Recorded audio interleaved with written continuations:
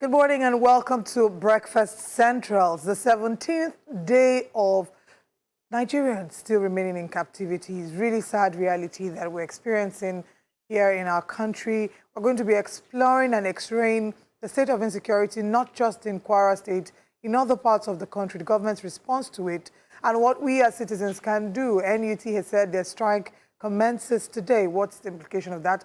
How much weight does it carry, and what is the response of the government? All these and more we explored this morning on Breakfast Central. But let's start with a bit of good news by saying Happy New Month and welcome to Breakfast Central. My name is Olive MOD, and joining me this morning are Benga and Joe. Good morning, gentlemen. Good morning, Olive. I had to do a second check at the date because of your outfit. I thought it was 1st of October, but you're a patriot and you want the best for Nigeria at heart. I do want all the best the time. for Nigeria. I'm wearing this green for our country because our country is bleeding, honestly. What we're experiencing and the level of outrage, what it feels like is like it's a slow burn. So this happens and the reaction to it is a slow burn. We start to warm up into it. Now there's a lot of anger about it. But what has happened in the past 17 days? Because of the time it's taken. I mean, they expected the kids and teachers to be out by now, but they don't seem to be out.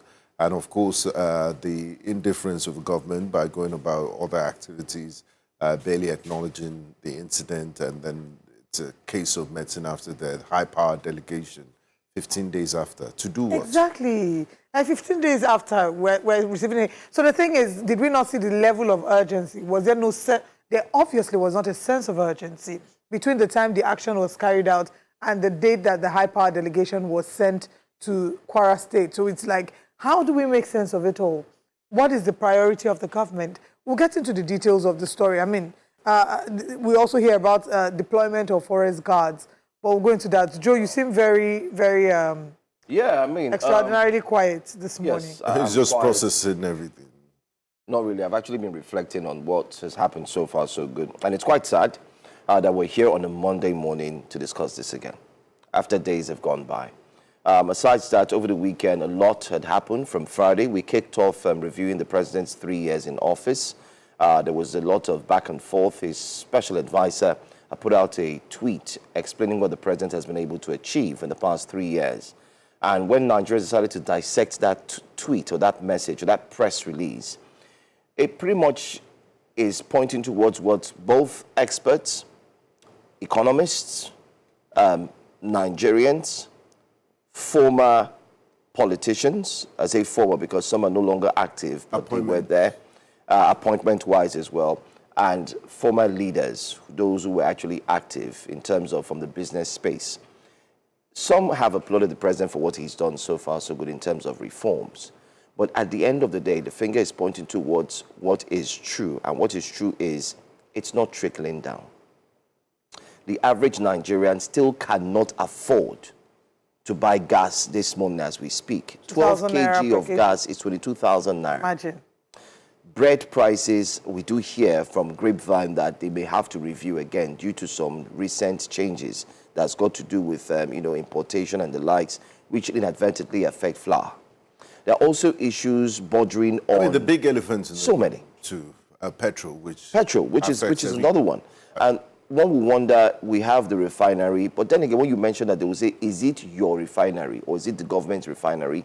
It's actually a refinery that was brought together or put together by a private citizen who decided, of course, to get the support of the government. Exactly what I was going to say. They will say to you that... Yeah, I mean, he got the support of the government, but let's be honest, let's be fair. This man pushed back and forth, decided to invest all that he had, and at some point he said if he had known it would be like this, he wouldn't have ventured into this capital project. And even as we speak, like you said, there's still obstacles. But then again, there's still obstacles. You understand? Crude, naira for crude, and so on and so forth. Unions, sabotage. When we look at everything, Binga, we are really on asking questions. And the questions simply are, what's the way forward? Where's the hope? And where do Nigerians go from here? When does this sacrifice and tightening of belt end? When does it end? When are we going to turn the corner? The president said it has ended. The president said it has ended in his last speech with the governors. Reality seems to be different. Said it has ended, that now the economy will start seeing the economy the benefits of what he has done in the economy. But Nigerians are saying, why do we have to wait when it's almost time for election? Before we start to see. That we're going to And start it's really sad. I mean, this is a force majeure. The issue of the war in Iran, very unnecessary, and it's had a devastating effect on. It's caused an energy crisis globally, and of course, Nigeria is not insulated for this. So it might have chipped into some of the gains and the stability we might have been gaining as a result of reforms of President Bola Tinubu. I'll look share at some, everything holistically. I'll share some data about that. That's really shocking in a moment. But just to mention that we're streaming live on YouTube. If you'd like to drop a comment and you want us to take this comment, head on to YouTube, News Central TV Live to drop your comment. I'll be happy to x-ray. Maybe we should start on a bit of a lighter note. I know where you're going. I was going to mention it before I saw our footballing condolences. Let's start. I think we're supposed to go to on a soft note. So let's start on a soft note. There's really no good news in today. Congratulations to my PSG. Yes. Your PSG. Yeah, you are a Chelsea fan. But I don't understand. How do you win a trophy and then you start rioting? So that riot, there's a background to that riot. It didn't just happen like that. There's a background. Oh, okay. Okay. But let's move with that. Well, our heart is with Arsenal to say Arsenal has had a good run. Speak for yourself, please. Sorry, speak for yourself. Arsenal has had a good run, and I hope that, this lifts up your spirit. The Arsenal parade was interesting to watch in, London. Haters. But yeah, well done and congratulations to Arsenal. Now, let's start what we have come here to do. Nigeria's President Bola Tinubu, over the weekend sent a high-level federal government delegation comprising of the National Security Advisor, Nuhu Ribadu, Chief of Staff to the President, Femi Gbajabiamila, and Minister of Defense, Christopher Musa, to Oriire Local Government Area on Sunday for an on-the-spot assessment of the situation 2 weeks after the abduction of school children and their teachers in the community. The delegation conveyed President Bola Tinubu's deep concern over the incident and his commitment to securing the safe return of the victims. This comes in just as Oyo State Governor Seyi Makinde of Oyo State, had earlier over the weekend also paid a visit to the IGA commiserating, the local government rather, commiserating with the families of those. And these visits come after several reactions and outrage trailed what Nigerians describe as the failure and inability of government, both at the federal and state levels, to ensure that the urgent steps were taken to fast-track the safe rescue and release of the abductees from their captors. Let's take a look at the videos of the visits, the high-level delegation. You can see pictures of Governor Seyi Makinde, and the man in all black there is the husband to the principal who has been used as the spokesperson for those in captivity. You could see him crying, a grown man reduced to crying and begging another grown man to protect his family, a grown man who's, the governor of the state. The executive has been charged with protecting and ensuring. I hope that we have the video of the man speaking and, appealing to Governor Seyi Makinde. So let's take a look at, first of all, the arrival. The principal's statement, her appeal to Nigerians, and then we'll share with you some other updates and I'll come back to analyze. Let's take a look.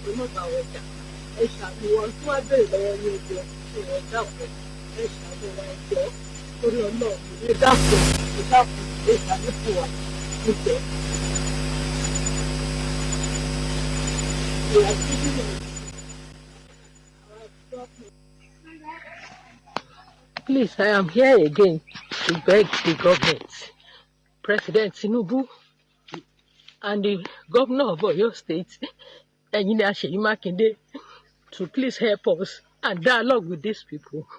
They should not use force. The force that they used yesterday has cost us so much. It has added to our problems. In fact, one of us has been picked that they are going to kill him because government tried to help us by force. We want you to call them and dialogue with them so that our lives will be saved. We will not be killed.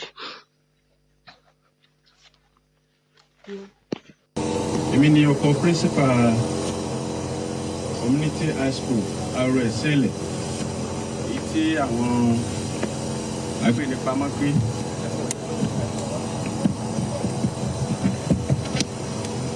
Èmi ni ọkọ principal community high school Oriire Sele. Èyí tí àwọn agbẹnipamọ́ gbé sí àkàtà wọn. Gómìnà wa, a dúpẹ́ lọ́wọ́ yín. Kò sí bí a ṣe lè dúpẹ́ tó lè tó nítorí pé a mọ àwọn akitiyan tí ẹ ti ṣe látìgbà tí ọ̀rọ̀ yìí ti ṣẹlẹ̀. Ẹ ṣàlejò wa. Èmi ni Dean Renewable Natural Resources ní Ìṣẹ́yìn. A sì mọ ribiribi tí ẹ ṣe fún wa. Tí mo tún fẹ́ sọ ni pé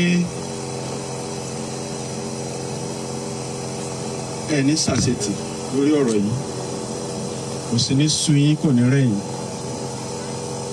Gbogbo àwọn èèyàn wa tó wà ní àkàtà àwọn èèyàn wọ̀nyí, ẹ dákun, à ń bẹ̀ yẹn má jẹ́ kó rẹ̀yìn sà.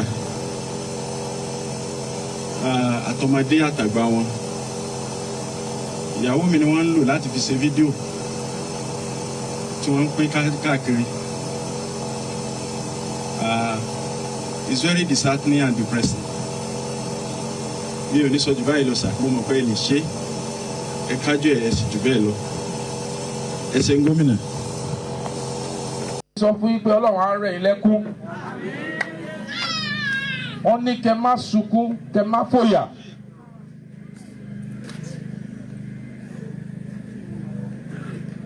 Pé níbi tí àwọn wà lénìí, àwọn mójútó gbogbo tó ń ṣẹlẹ̀.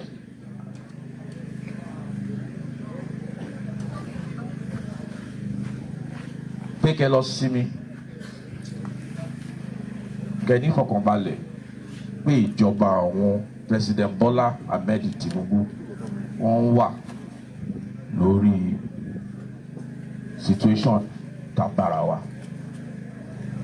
Pé àwọn ọmọ yín pẹ̀lú ògo Ọlọ́run, lágbára Ọlọ́run, wọ́n máa padà láìpẹ́.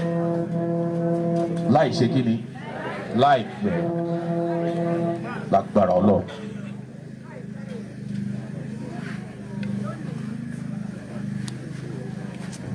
Wọ́n dẹ̀ fi yé wa pé àwọn kan, mo rò pé èèyàn méjì àbí mẹ́ta lọ pa. À débẹ̀ láti lọ rí àwọn ẹbí wọn. Àní rírò ẹ̀ mọ́. Ọlọ́run àforíjì o. Wọ́n á gbé wọn sáfẹ́fẹ́ rere. Ọjọ́ á jìnnà síra wọn. Mo ṣe, ẹ ṣé, mo dúpẹ́. À fi àsìkò yìí, à gbọ́rọ̀ lẹ́nu NSA wa àti Minister of Defence wá bá a sọ̀rọ̀ ní ṣókí. Àwọn náà wọ́n wà lára àwọn tí President wa tó rán wá síbí báyìí. Ẹ ṣé. Yesterday I was with Mr. President.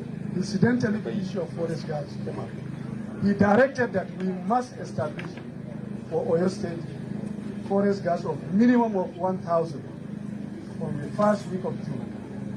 And we are going to do that immediately after we go back to Abuja. We are going to do it in collaboration with the state government. And we also want to acknowledge the role of the governor. It's been very well, good. And at the same time, the local communities. These forest guards will come from you. And we are going to expedite it. We'll start seeing action even more. The Minister of Defense is here, and I'm also sure he will talk about the possibility of adding physical presence of our military in this community. We will not leave this place without specific actions. We have listened to you, and we can tell you, we assure you, we are going to take action. God bless you, and may God continue to be with you. Thank you very much. For all of us, and particularly since this incident occurred, it has been sleepless nights for Mr. President and for all of us sitting down here. Because as Nigerians, any Nigerian that is affected is concerned, because we equally have children, we equally have people in our villages. So we know how it feels, and we feel your pain. We have listened to your demands, to your requests, to your appeals. And just to assure you that members of the armed forces, the police, and other security agencies will continue to work very hard until all the children and everyone that has been captured, both here and everywhere in Nigeria, is returned home safely. We are together with you. We feel your pain. And our prayers are with those that have lost their loved ones. And please, our appeal is that the security forces cannot do this alone.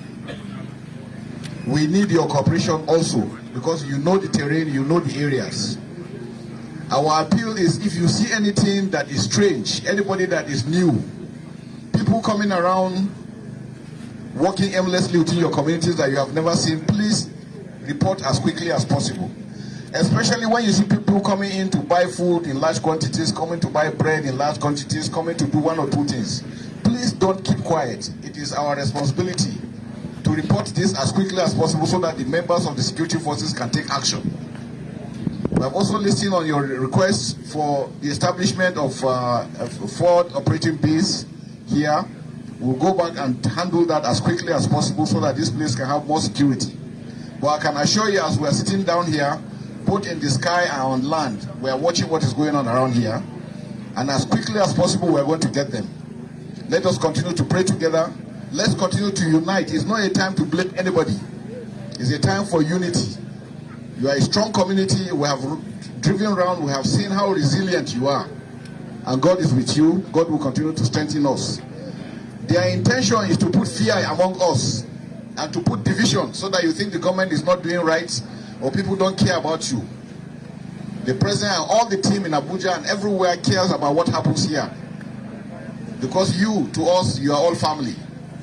So it is important. On the issue of the infrastructure that we have seen, I know the local government, the government, the federal government will do something to assist you to make sure that this place is better than we have seen it. But I want to encourage us all to please remain very strong. God is with us, and we shall succeed. Thank you, and God bless you all. Thank you. My mouth is open. I'm in utter shock at... Let me laugh first to calm myself down. There are too many things wrong about that visit. First of all, the time of the visit. For those saying 2 weeks, it's not 2 weeks. Let's put it in context. The attack happened on the 15th of March. The visit was on the 31st. That's 16 days after. 16 days after is what it took. Sorry, May 15, May 31st. It took 16 days for the government to send a high-level delegation to come and tell us that President Bola Tinubu is troubled by it. Then we see a video of a grown man kneeling down to beg the person he voted to serve and to protect him. The kneeling down should have been the other way around. It is the governors and our leaders, our presidents, who, when they have failed Nigerians, they should be the ones kneeling down and saying, Nigerians, I'm sorry. I failed you in this area and I will do better. Not the other way around. Then, not only is that ridiculousness happening, they go to visit. And we're seeing the high-level delegation, while the speech is being read, while they're saying, oh, the president is having sleepless night, they are laughing in the background. The NSA and the chief of they are staff laughing. to the president. They are sharing jokes. Nigerians are in the bush. Video of a Nigerian was, being beheaded. It's circulating on social media, making a mockery of our defense. And you say it's not a time to lay blames. It is a time to lay blame. The blame is with the persons who are charged, the person and persons charged with protecting Nigerians. The primary responsibility of any government is safety and security of Nigerians. If you cannot guarantee that, then you have failed Nigerian citizens. I must say very quickly that the people, when they are giving speech, people are clapping. Who are the people clapping? What are you clapping for? The level of insecurity we have now today, I'm happy we're going to have this conversation in the course of our programming today on Breakfast Central, is becoming alarming. It's fearful, it's worrisome, and it's one that if the current administration does not take it with every single thing they have, by giving it every single thing they have, we'll find ourselves in dire straits, and we'll find ourselves in a state where we may no longer be able to repair. And what do I mean by that? When there's too much damage, there's too much carnage, there's too much anger in the air, it takes time to actually quell the anger that people have within them. And that will move people to start to react negatively. We have a situation that happened in Oyo State. Just this weekend again, a general was abducted with his wife. Yes. Binga. Not too long ago, another general too was abducted in Abuja with his family.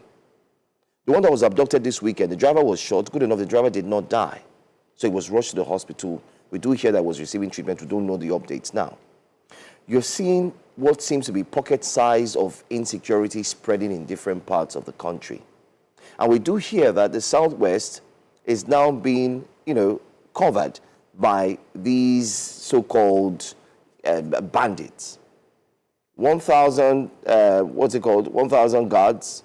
Well, let's hope that the forest guards will be able to rescue. No. Let's clarify. Forest guards cannot rescue those people. Forest guards are proactive measures for future possible attacks. So who rescue? We are forgetting about the current pending crisis. So they have special forces and the Nigerian security operatives. They will decide how to extract the kidnapped victims from the den Didn't of the US terrorists. come in and rescue their own and left? So I wonder, the National Security Advisor met with J.D. Vance, the Vice President of the United States recently, and there's a cooperative military agreement between Nigeria and the United States. I wonder what sorts of discussions happen there. But this is when we need their expertise. We need different sorts of platforms.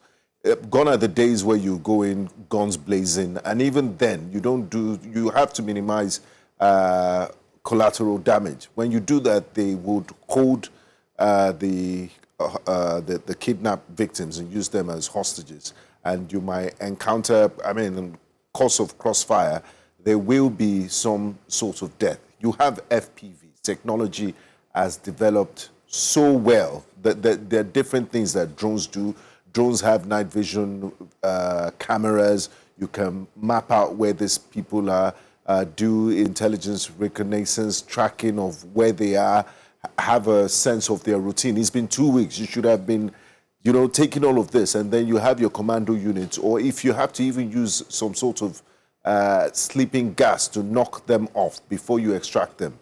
And, things like that. Then number two, we're too reactive. So after this is when or you should put a forward operational base in a place that it's a border town that is susceptible to attacks by criminal elements. This is the time you need to hire 1,000 border guards. And then those in charge, Olive did touch a bit on that.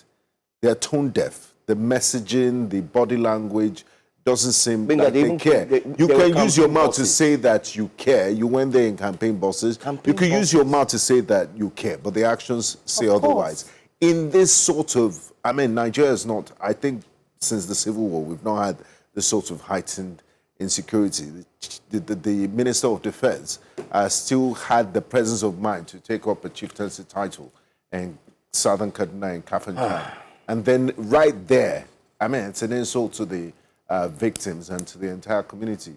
Regardless of the sort of jokes, it's not even a place for jokes. There are cameras there.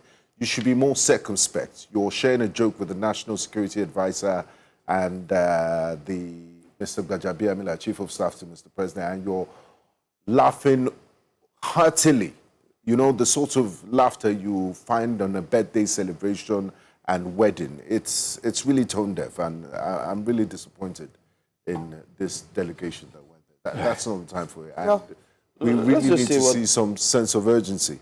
All right. It's sad. Like we said, we started the Monday morning. We're supposed to talk about football and possibly look at some things, but This is our reality. This has been our reality. This is the reality. There's no day in the past week or two that we haven't spoken about insecurity. It's just a sad reality. The Oyo State National Union, the National Union of Teachers, have declared a strike in Oyo State starting for today.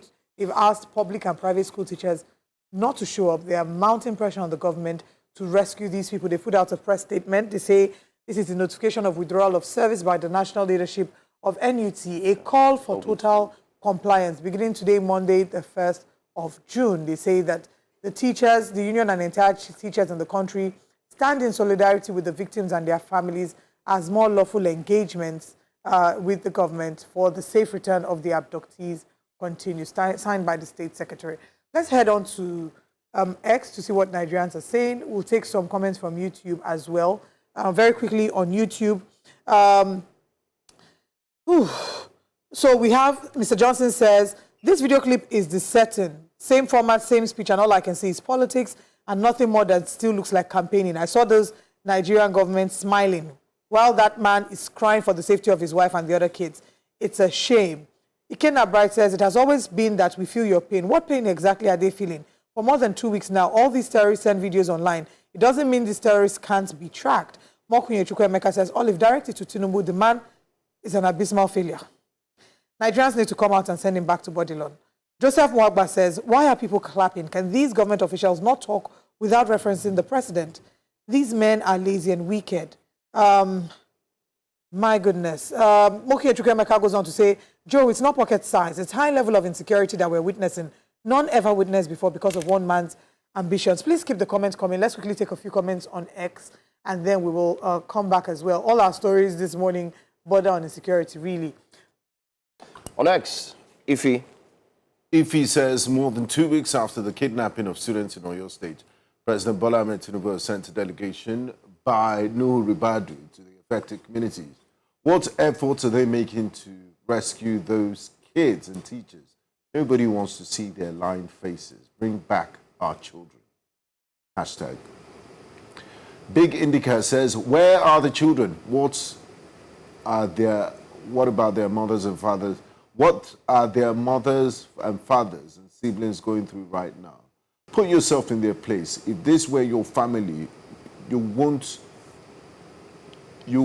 people to share and help bring attention. Please repost. I think we have another story, but let's take this last tweet before we Tisha says, my heart hurts so bad. How can human beings be this inhumane to children? How do you hurt innocent lives like that?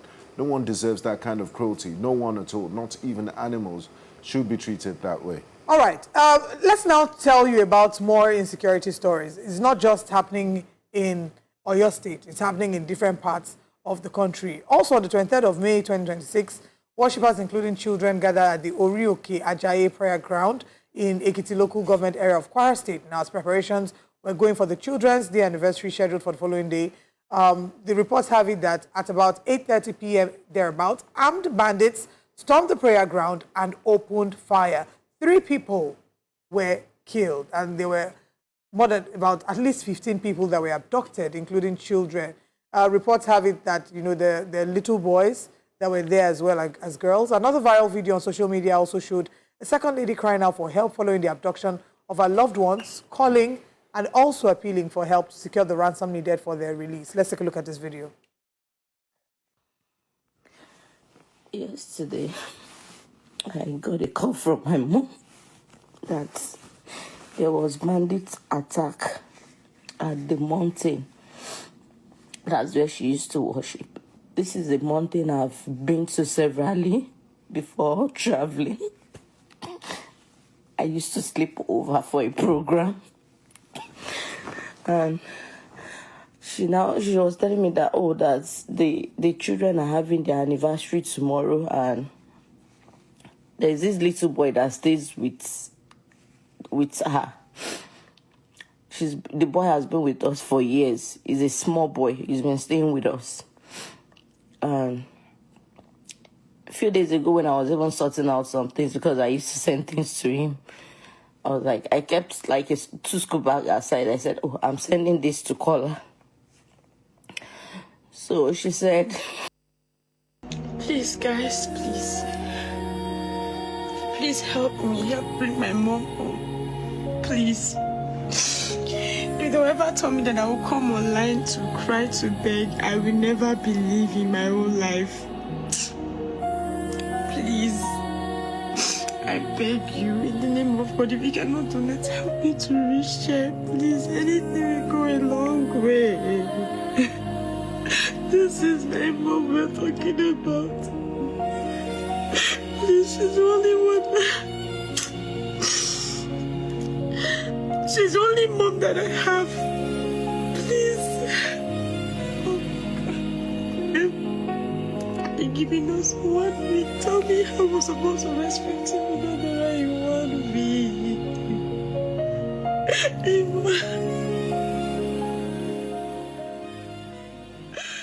Oh my God. Very sad one, indeed. Like I said kidnapping videos are now becoming TikTok challenges. Yeah, every Sadly, other week. every other week, day, every single people day. are putting out videos. It's really sad that the government, the Senate President and those in charge can say it's because of politics. After politics, you are calm in down. charge of all the security agencies. You're called Commander-in-Chief for a reason. If they're your enemies, if they're doing it to embarrass your government, if they're doing it for politics, show them who is boss and deal decisively with them. Come on top of this and Nigerians will be happy that, you know, you even have more reasons for them to re-elect you into office because you've dealt with a serious problem that has been bedeviling this country for a while. And number two, I really hope we can send a message and, you know, take the gloves off and stop treating this we've designated them as terrorists, is not doing anything. It would be nice for us to go back to the 1970s and 80s when they used to have public executions. I'm not calling for public executions, but you need to use lethal force and send a message. They need to see that kidnapping would result in death, that is the only outcome. You're not going to get paid. You're not going to get any ransom. We really need to deal decisively with this. Because if you remember the Oyenusis and the Aninis, they were shot at the bar beach in Victoria Island. People used to come and watch. And he sent a message to people that, look, the government is not playing. You know, for all those who think... Even armed robberies. Yeah, for all those who think that this is just a very small case, it is spreading. It is. If you also live in Lagos, just 6 days ago, in case you did not hear, the police foiled an attempted kidnap in Ejigbo. Oh, yes, and of killed which about 4 persons were killed. The police, Nigerian police, they got a whirlwind of the information that there was going to be a kidnap during an election primaries, and they foiled that kidnap. 4 kidnappers were killed. So we're starting to see a spread. What started from the north has spread to the center, has spread to the northwest, has eventually now come down to the south. I mean, it's nationwide. And it's becoming a national thing. The geography has definitely fundamentally shifted. I mentioned earlier, I'm just going to, just a bit, I think I would actually do a piece on this to give us numbers, because when we hear of these isolated incidents, it doesn't give us a picture. National Bureau of Statistics in its Crime Experience and Security Perception Survey 2024 estimated that 2,234,954 Nigerians were kidnapped between May 2023 and April 2024 alone. Then out of the households affected by kidnapping, 2 million. 65% were forced to pay ransom. The average ransom paid was 2.67 million, contributing to a total of 2.23 million paid by Nigerian families to kidnappers in that 12-month period. It is a thriving business. Some days ago, English Alaji also posted a video. The bandits found his phone number, called him on WhatsApp via video call. He posted the video and said to him, they were asking him, every time you're asking the government that when they get terrorists, they should kill us, what if we get you and do the same to you first? Like, they're showing their faces. They're no longer hiding it. I don't know if we understand the seriousness of where we are. The audacity of terrorists to show their faces on a video call, knowing that they could be filmed. Don't worry. They were showing ammunition.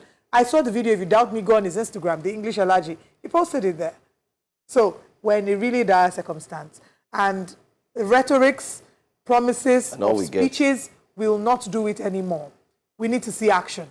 We need to see action, empathy and action from the government. Because like I said, any government that cannot protect its citizens has failed its citizens. And this is the same country where a minister said, if I had a go, I will shoot him. Through the screen. Anyway, just a few comments. A few comments I'll take on YouTube, and then we'll quickly head to share with you our top stories. Moki Chukwemeka said, I have seen videos of places in the southwest deserted in recent weeks. That's how terribly bad the insecurity is. Tinubu is not concerned about the people he rules. Nathan Emmanuel said, I hope Sheilo is seeing this. When I hear from the current government officials saying politics in action is to embarrass the government, I ask myself, is this what they did during the Goodluck Ebele Jonathan era? Continue to elect them because they are from your ethnic background. You are busy defending failed government in all levels. You have not seen anything yet. A man that got to power through frauds, that's Zoktij says. Mr. Johnson says, my country has turned into a crime state. JC Aripo says, NSA laughing and sharing banter at a so-called high-powered delegation to a place where citizens are agonizing. That's the height of sea finish. Michael Zu says, finally, teachers are tired of fasting and prayers, which they declared the day after the kidnappings. If they had gone on strike immediately, maybe the beheaded man will still be alive today. I don't think the pressure should be on the teachers. Yes, we will hold government to account. Let the blame go. Let the blame go to the right person or persons. The appropriate institution who is responsible for securing Nigerians, not the ones responsible for pressuring them to secure Nigerians. But let's share with you the headlines we're looking at this morning on Breakfast Central today. Our top stories this morning. President Tinubu's scorecard assessing policies, reforms, and governance will be a key part of our conversation today. Of course, we must talk about insecurity. Oyo abduction, President Tinubu deploys 1,000 forest guards and tactical rescue team regarding the Oyo kidnap.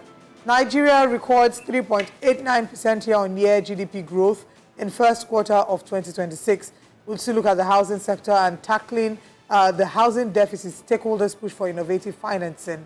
We'll review the front pages of the newspapers, and then we'll open the phone lines for you to call at that point. Stick around for all these and more.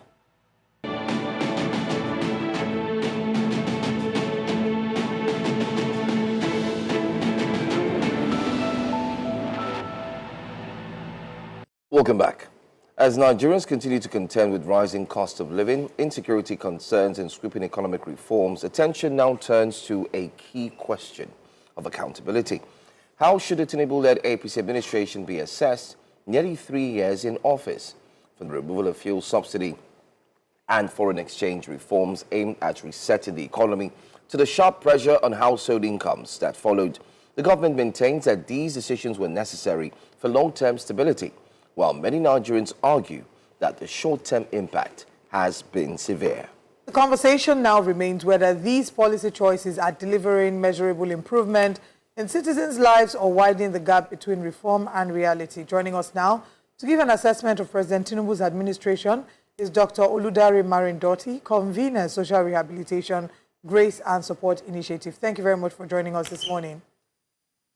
Thanks, Olive. Thanks, Big Andrew, for having me. Good morning. Right. 3 years into this administration, Nigerians have experienced both old reforms and significant economic strain.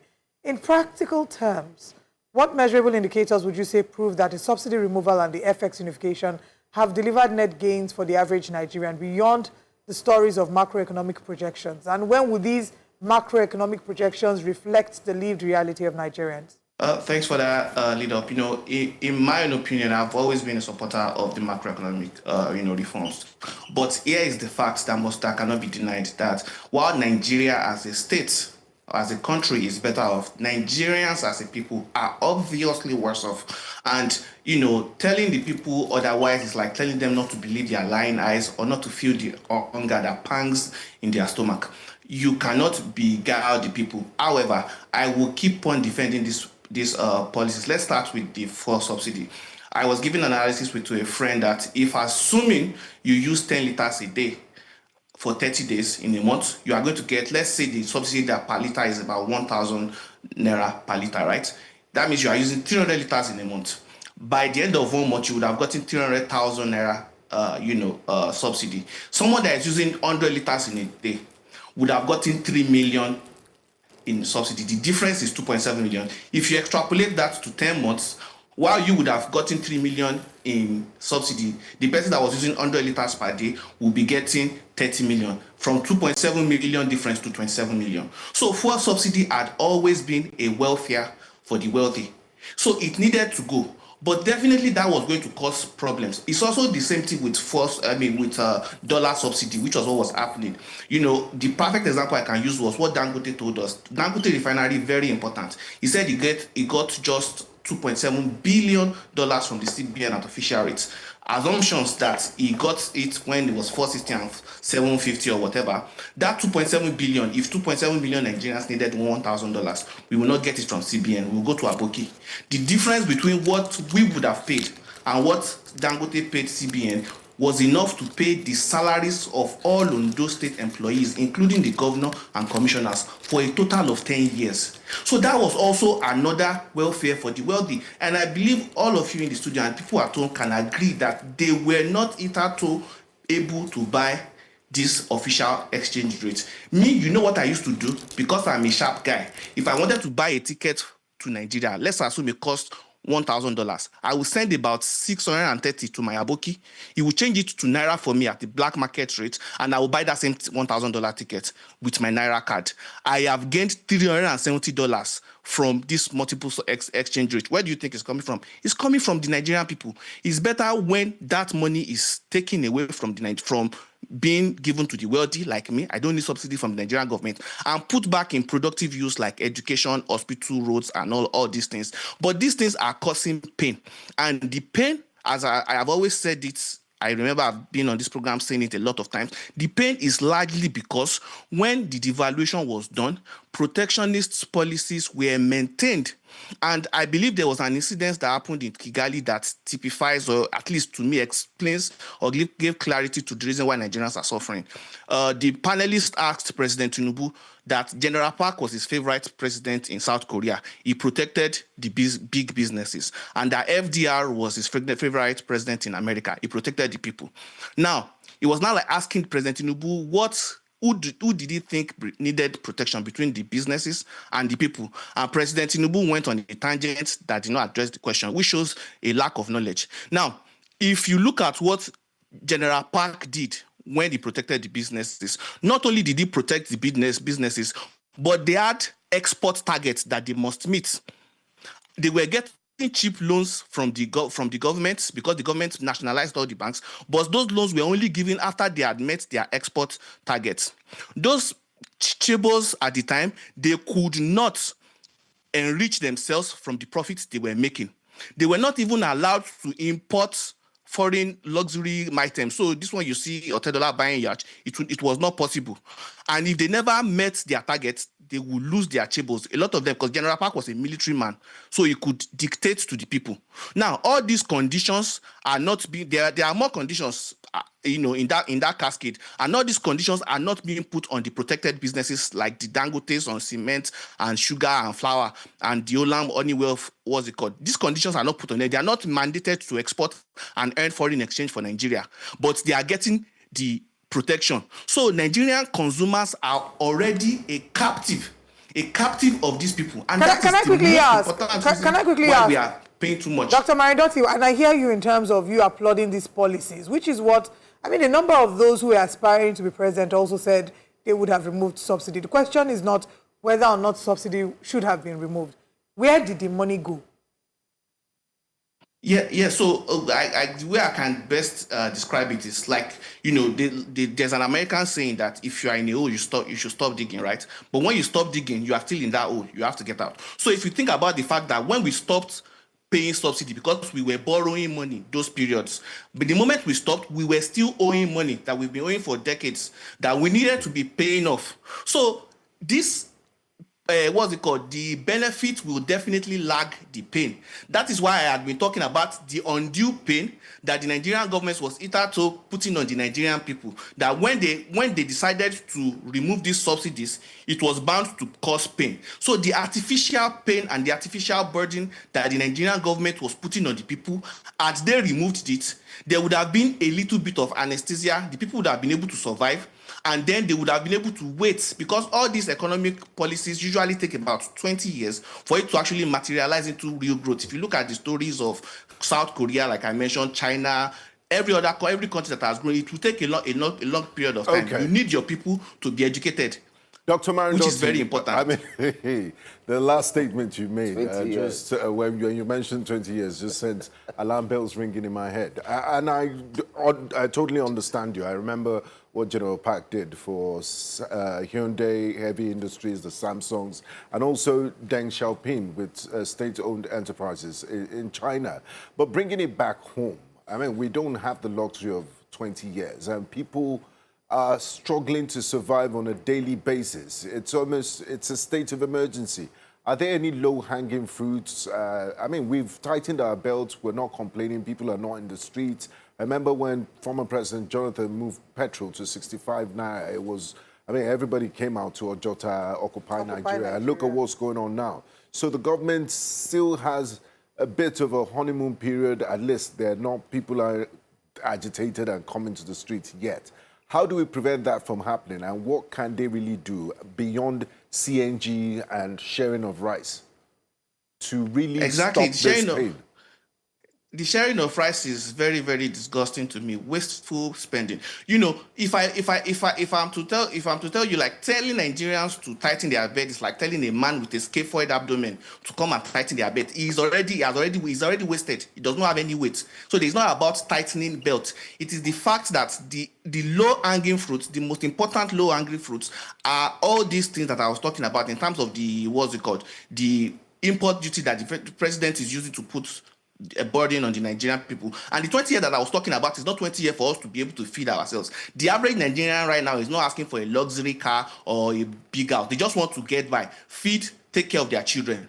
And these things can easily be done. You know, a lot of people don't think about it this way, but even if you look at the insecurity in Nigeria, if you can trace it back to a lot of these same economic policies that I was talking about, on your channel, President Obasanjo gave an interview where he said Shehu Shagari told him that if a woman is cooking in Niger Republic, she will send her daughter to go and buy the salt that she wants to use to cook that food. And this other will go to Nigeria and buy it. So when you close the border so that you can give Dangote monopoly on salt and sugar and everything, what is happening to the economy of the people of the aboki that were selling those commodity in Nigeria before? You destroyed their economy. And this is part of what caused the abduction, a small part of it, but that was part of what caused the abduction that allowed Boko Haram, when it was still budding, to be able to recruit. Definitely the war in the stuff with Libya also affected it, with them getting big arms and everything. But if you don't liberalize and allow commodities to move, it is you are just putting the people under undue pressure. And this is not me saying it.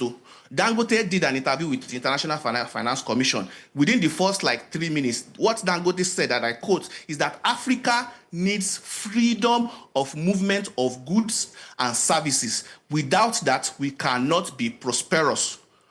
That was what Dangote said.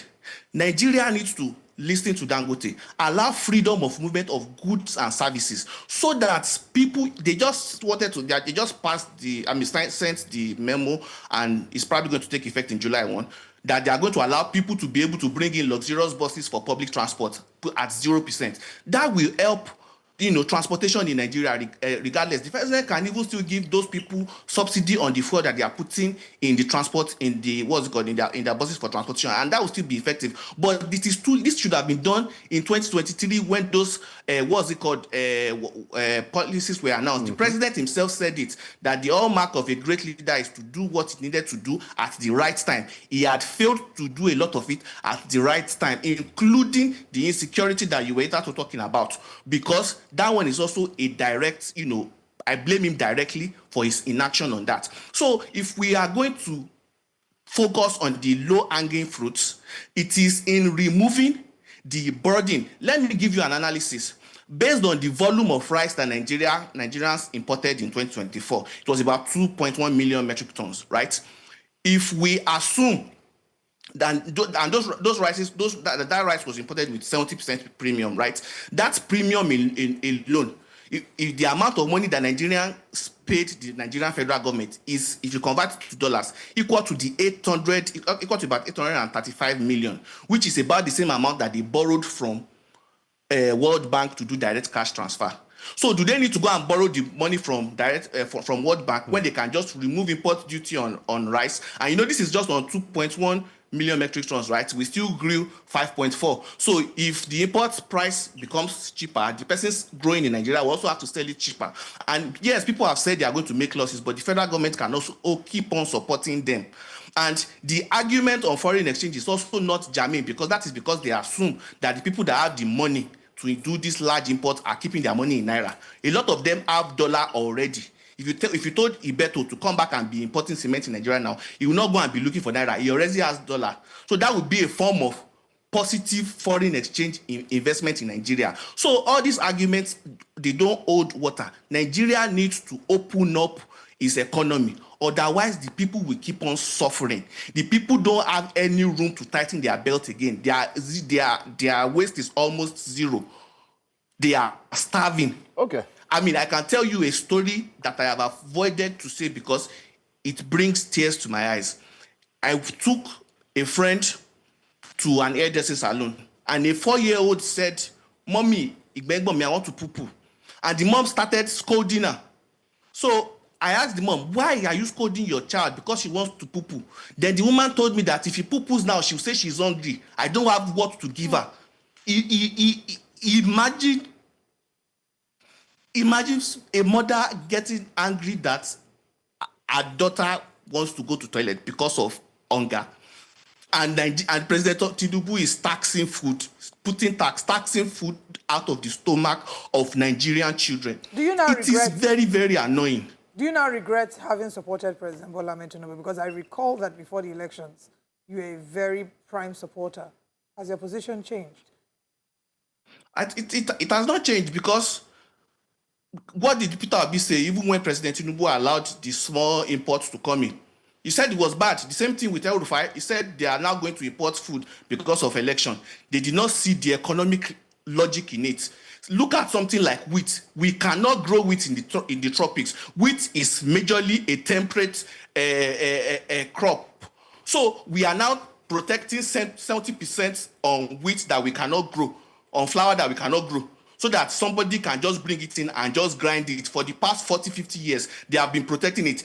A most important, a measure of general parks protection was that it was not in perpetuity. And thank God, that's why I said, I've been saying this, I said it on this program a couple years ago, that President Tinubu needed to listen to Taiwo Oyedele, because he said something 2 days ago, that we cannot protect in perpetuity.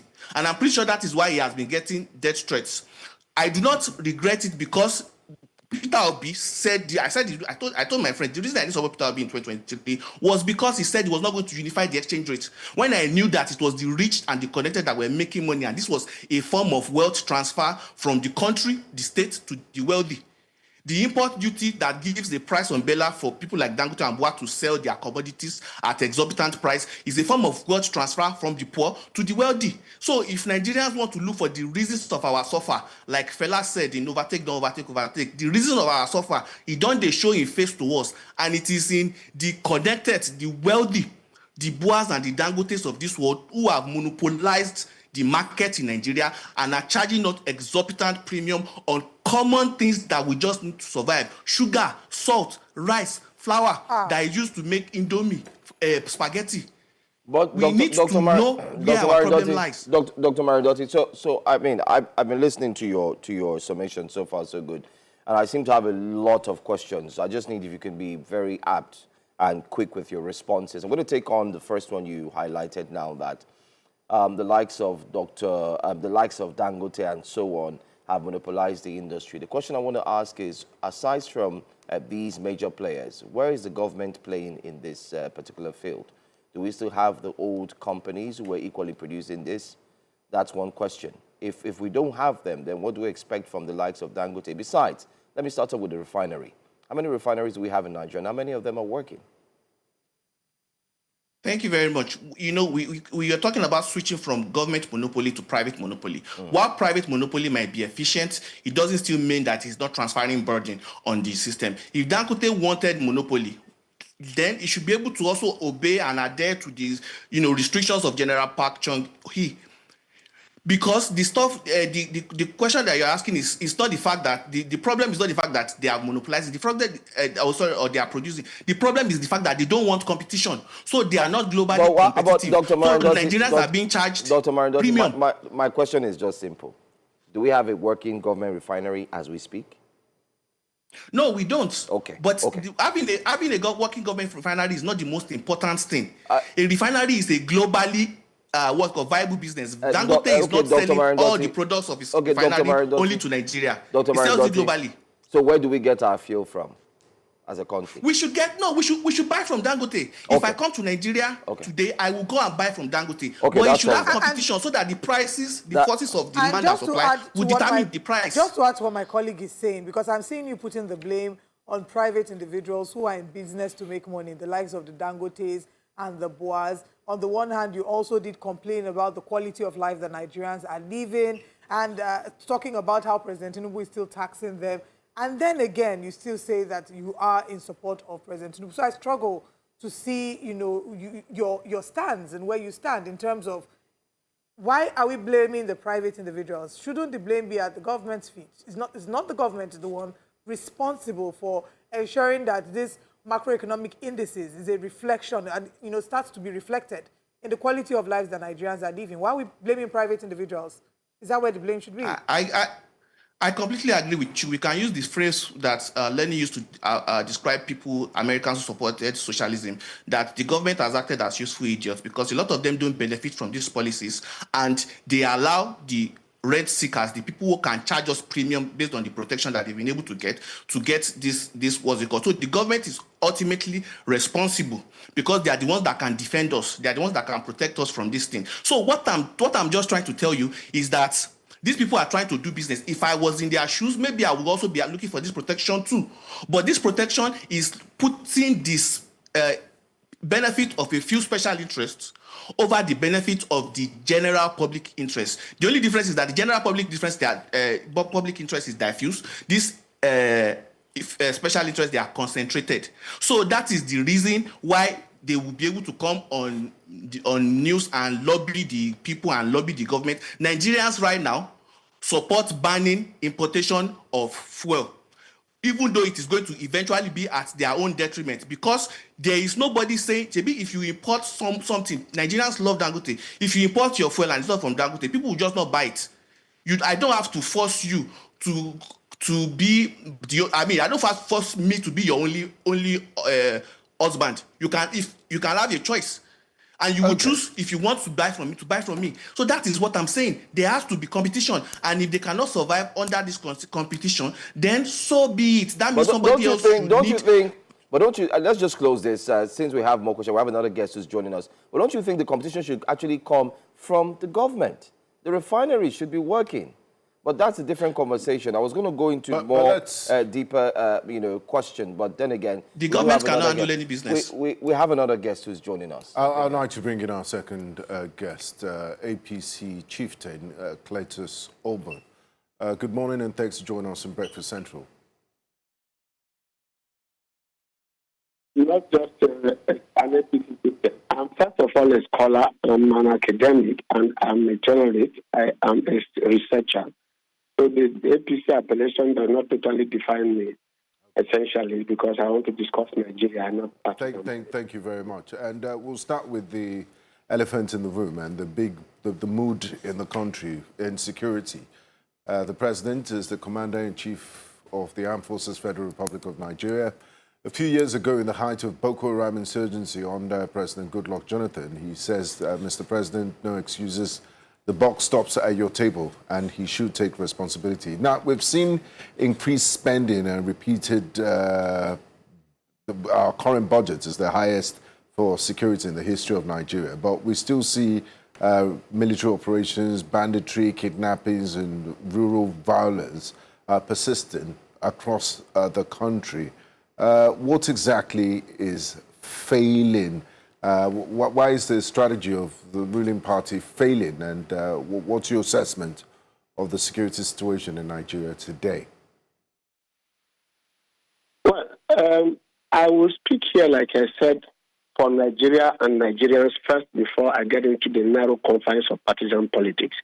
So I'm not speaking in defense of APC or the government of APC. There are people paid to do that, so they will do that. For me, I speak first as a Nigerian because insecurity does not define a political party or give you any narrow confines.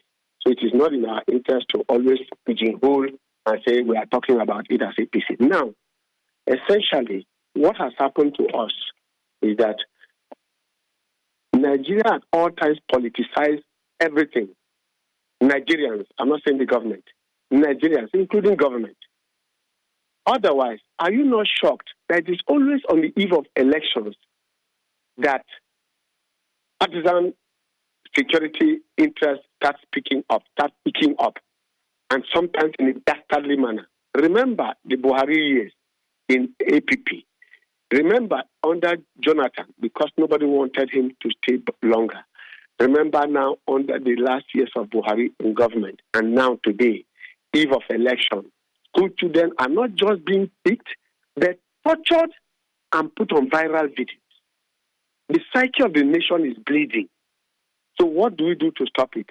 And I have said, put it on the doorstep for non-partisan actors not acting positively. If your child is one of those children being tormented and tortured in that manner, I know that different steps will be taken. I ask you this. If there was a collateral damage to stop an issue, we must have it. We agree security and other things are global issues. America, with all its best security, have had knife stabbing, gun shooting by children in primary and secondary schools in America and all that. But in our own case, these are preventable and stoppable situations. How? Regionalize your security. When we talk about state police and other such things, it's not about policing. Policing is about safety. But security is about defense. Defending territorial integrity, in which ungoverned spaces are taken over by non-state actors. Non-state actors are taking over ungoverned spaces. Why are spaces ungoverned? In an age of drones, I've been asking this question in the last 3, 4, 5 years, even from the Buhari days. What does it take the 6 states of Southwest, 6 states of South-South with all your oil money, NDDC money, and the present federal allocation, which all governors have accepted, and the president has told Nigerians, I am giving more money to the state. How much is a drone? Why will America have in Berlin Kirby one of their own, and they moved him from New York, from Washington, and pick him out and decimate the bandits and pick out their citizens and take him back? How did they do it? If we can collaborate to do other things, why won't you collaborate on this security matter in which we can use? How can you be talking about the forest in the desert? Have we changed our geography? So I ask that regions should take it as a first-line charge. After all, there's what you call security vote for governors. What are they doing with it? If you say, for example, the governor of Borno, Yobe, Bauchi, Gombe, in the southeast and Taraba, come together and say we should collect this amount of X amount of money per month for a drone or 2 drones and keep our centers in Maiduguri in the far north and keep another one in Bauchi in the middle of them there and Taraba in the south there, which borders with Cameroon. And you put those drones there, even if they are 2 or 3, to man the desert area. What does it take them to do that? In the southeast and the south-south, why won't you put those drones with the 5 states of the southeast and the 6 states of south-south, put money together, put on drones, and then get stations to stand there, and then with the support of the Nigerian military, which is overstretched. We don't have to 1 million Nigerian army, including officers and soldiers. We don't have to 1 million. They are not even up to 500,000. Ask them now, because some are being killed and others are being injured. They will tell you about this. But on a daily basis, we should know the strength of our army. We should know.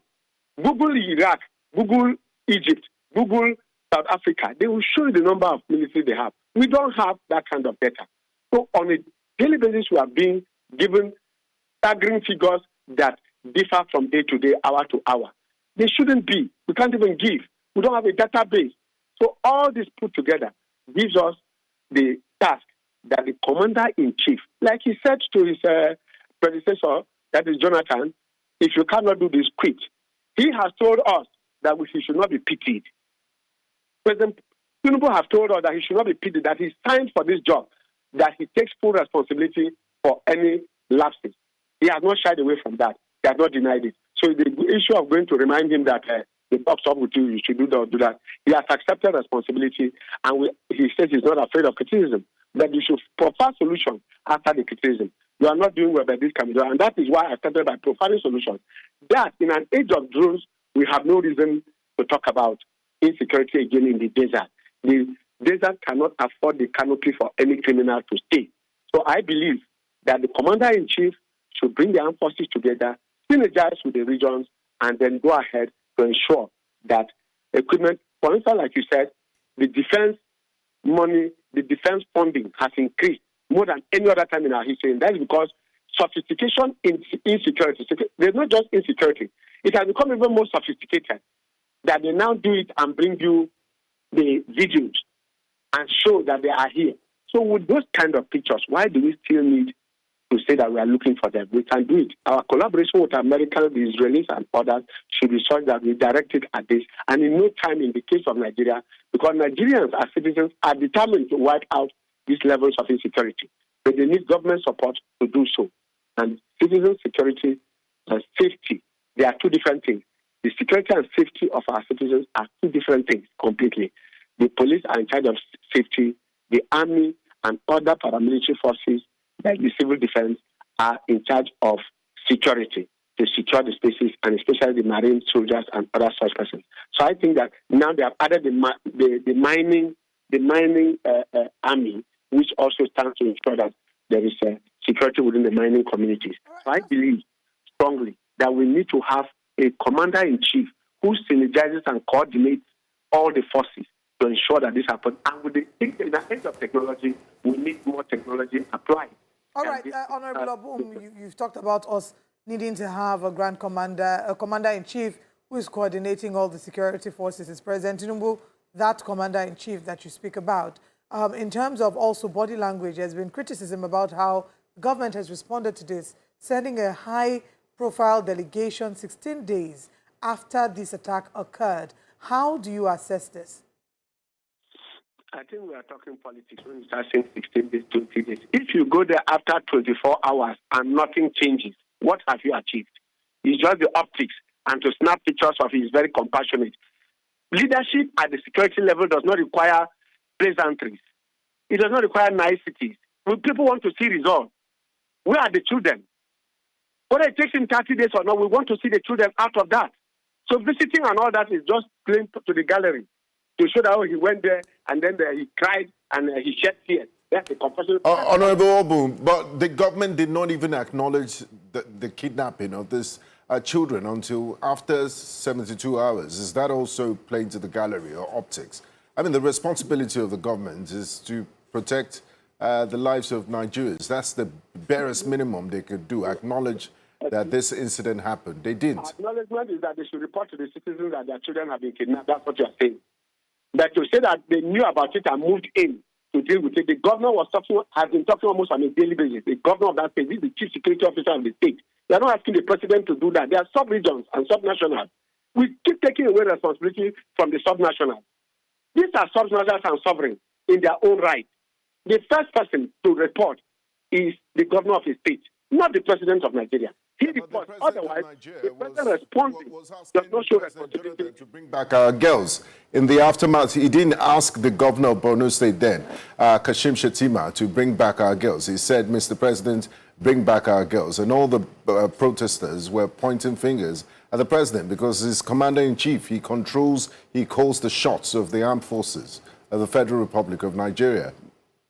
I'm saying that there was an immediate response by the governor of that state. Please go and look at what the governor did. And thereafter reported to the president, who takes a coordinated response, not playing to the gallery. He takes a coordinated response after receiving reports from the immediate chief security officer. In the case of the governor, he takes that from the local government chairman. That is how security is done. It is not by coming to the television and saying, oh, girls are missing. Therefore, what happened? When they were saying, bring back our girls, it was taking days and months. Go and check back. Fact check me. And you also should be aware that when they were saying, bring back our girls, it was like they were virtually, it was as if the government was helpless. But in this case, you are seeing the governor on a daily basis in coordination with the president. Look at what happened in Benue State. Even the governor of Benue State, when the Yawata matter took place, he immediately visited the presidency, went back and said, look, with the help of the president, this is what we have been able to do, this is where we are. He keeps giving that report. That is his duty. It's not the duty of the commander-in-chief just like that. It is only when it is beyond him and the forces sent there. If you watch it during Buhari, he even had to move the theater, the war theater, to Maiduguri. In this case, The president working with the governor is completely in charge, and the governor is reporting almost on a daily basis. I saw him yesterday. I saw him on Friday. Yesterday he was on, and I know by today again he will come again with another briefing, visiting and talking not just to the parents, but to Nigerians and also to the communities, because it's not just enough for one spot, because the rest of the place will come into a state of siege. The siege mentality is dangerous for the psyche of the nation or of any subnational. So it's not just enough to address that place where that incident took place, but to assure the rest of the citizens that what has been happening here will be curtailed. They will also move to you. I'm not talking in defense of those people. I'm talking about the fact that as a country, we need to have better security architecture. I agree with you that as a country, we need to have better security architecture. I, however, slightly disagree in terms of what you refer to as optics. Yes, guaranteeing safety and security is the responsibility of the government, but we cannot rule out the role that empathy has to play, even in terms of building morale. And inspiring confidence. You know, amongst citizens, and inspiring confidence to let them know, look, the government is on this, we are with you in this pain. When late President Muhammadu Buhari was in power, we kept hearing the phrase body language, because we know that in communication, body language is also very, very important. Being able to empathize with the people and let them know that I feel your pain. So I wouldn't say that that is political optics. I would say it's also a part of responsible leadership to show empathy to citizens and say that, you know, we're with you, we understand, and we guarantee you that this will be rectified and will not happen again. Don't you agree? I have made the point here. Maybe you didn't catch that part of it. I said, when the incident took place, the first person to know and report is the government. And I've said he is the first line of security in his state. And the governor of that state have been doing that from the day of that incident. In fact, if you watched yesterday, most of your sister stations and your colleagues, you could see him hugging a mother who was weeping on his shoulder and all that.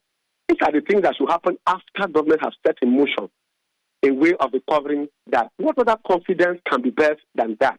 That the government is standing there on his T-shirt, on his jeans, going to meet with the community, sitting with them, embracing them, hugging them, and assuring them. This is the confidence you are talking about. And it is in the open space. It's all over the media. But like I said, for me, that tells no story. That can give you morale. But I want to see results of those children coming out, because I have watched videos of them being tortured. At that age, a child of 5 years, 7 years being tormented, young boys about 15 years having burnt rubber, burnt plastic on their backs, on their bare backs, a girl stripped naked, fire set between her legs and hands tied. It is horrendous. And the result what we want to see is, we want to see the release of these people. I want to see drones moving there and take these people out of that place. Honorable, I just want to take us back a bit for context and for clarity. You had mentioned that when the current president had come out with the hashtag Bring Back Our Girls during the Goodluck Ebele Jonathan era or tenure, it was based on the fact that there was a delay. Just to put it into context, the Bring Back Our Girls kidnapping happened particularly May 4, 2014. It took the former president 3 weeks, and he decided to address Nigerians in a broadcast on the 23rd of May. 3 weeks. But prior to that 3 weeks, the hashtags were flying, videos and pictures emerged. This one in Oyo State is just one out of many. Out of many. And this one has shown it took 72 hours, even before the presidency acknowledged that there was a kidnap.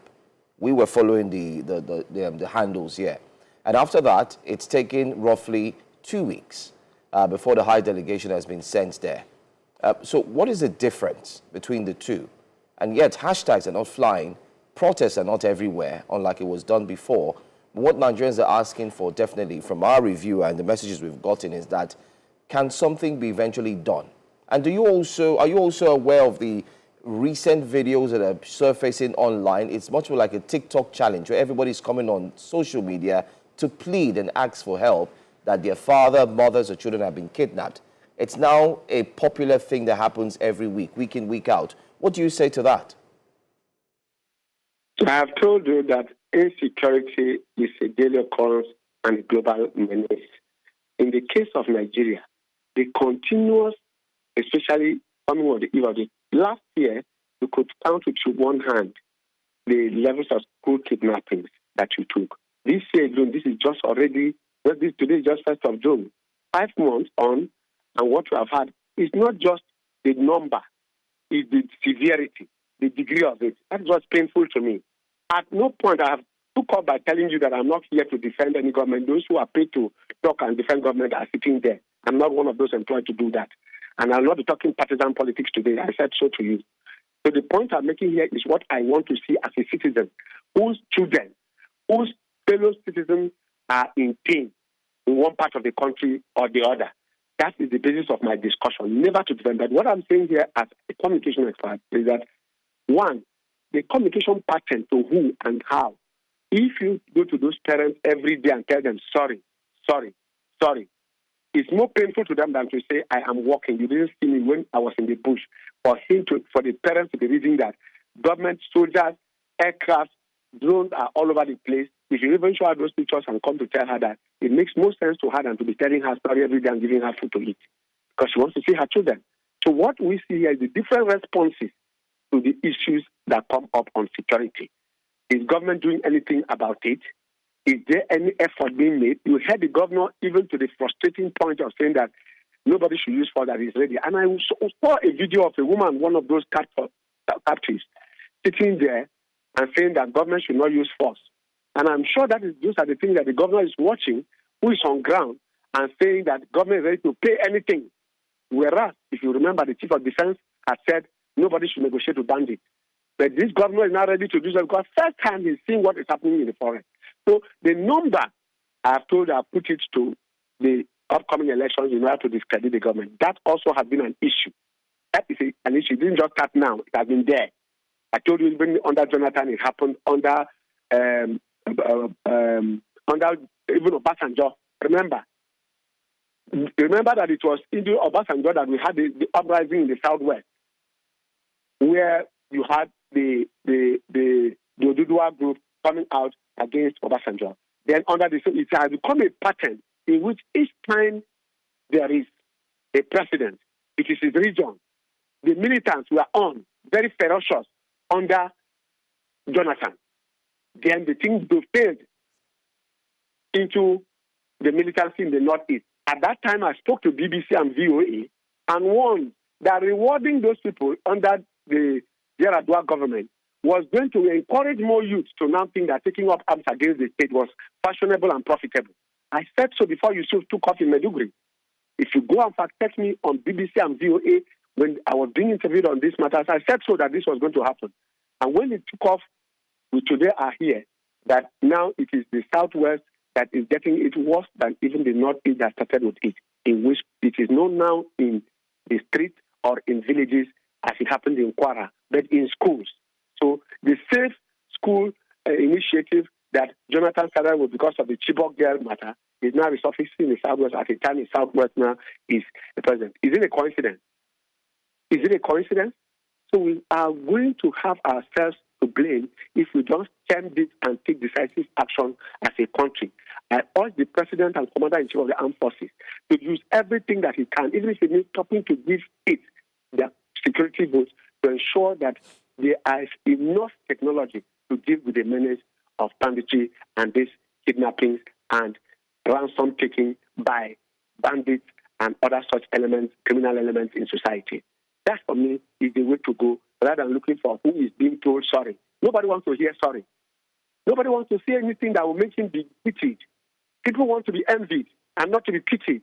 Okay. So to continuously talk about you show empathy, you show that prevent what brings the empathy. Prevention is better than cure. Okay, Honorable. Okay, just to quickly let our other guests go, but before we do, Dr. Marindote, if you're still there, just a final question. Let's get your take on the insecurity issue, especially in Oyo State. I mean, you're from the southwest, and I'm sure that this rains heavily on your heart, especially looking at the videos of the parents, the principal. Sadly, not all of us could see the gory video of the teacher who was killed. But what's your take on the Oyo incidents, the crisis, the kidnap?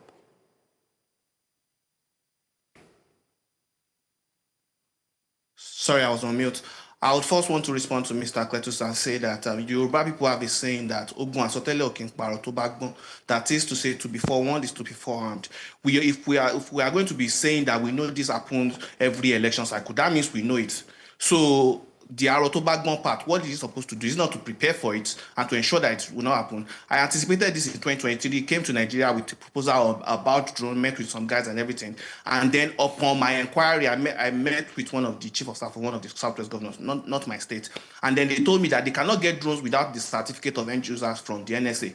So we have already kept security at an exclusive list. So it's only the president that can control security. And then we want to point fingers at the governor. The governor cannot, they can't even buy arms. They can't buy drones, let alone gun. So how do they defend themselves? With their teeth?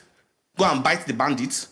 So it is all the president's fault. I blame him because I'm pretty sure if I could take a time machine and travel to May 29, 8 a.m. 2007 and tell Governor Tinubu that President Tinubu 3 years down the line failed to restructure security. I'm pretty sure Governor Tinubu in 2007 will be disappointed in President Tinubu. And this is so jamming because in April 2024, April 17th, 2024, the affair is Papa, Fashion Roti, His Royal Majesty Olufalaye. They went to Abuja to meet the president. They asked him for state police. He said, okay, I've heard.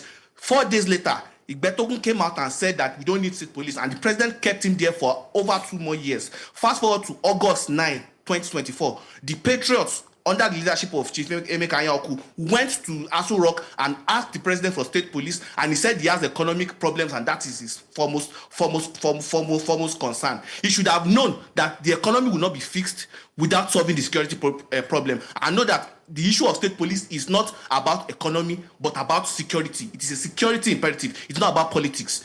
He can still do something right now. He is the chairman of the Nigerian Police Council. He can give an executive order that the governors should control all the policies in their states and employ as much as they need and give them a crash 6-month course. They will continue their training later and then have them to secure their environments. You have to go on the offensive. The best form of defense is attack. You have to go on the offensive against these people. It is annoying to me. It's annoying to me. I'm sorry to say. And the president's inaction is the reason why this is happening. Let us not sugarcoat it. You have to be able to blame yourself. You have to be able to introspect. The president should have when he has the power of the legislature, he spent it restructuring or changing the national anthem. He did not restructure the constitution. He's now saying that I'm not sleeping. Who is asking him to sleep? Who is asking him to sleep? You should have restructured. You should have known you had the power. You could have done it. You did not restructure. If the president restructured, he will not even be the one that will be the first one in line of action. He will be the one that will be asking Makinde and the local government chairman, what do you need? Let me give you. Because they will be the ones to take the primary responsibility. But their hands are tied behind their back with the Nigerian constitution, and you expect them to defend themselves. How will they do it? Now they are just talking about state police. They I mean, something that they should have done immediately. And that's a mountain that we've been on for quite a while. Nigerians are wondering why, this wasn't handled sooner than later. And just like you've mentioned, why we haven't foreseen the possibility of the state of insecurity being this deplorable and ensuring that we put out measures. In Oyo State, for example, deploying 1,000 forest guards, I mean, we applaud that.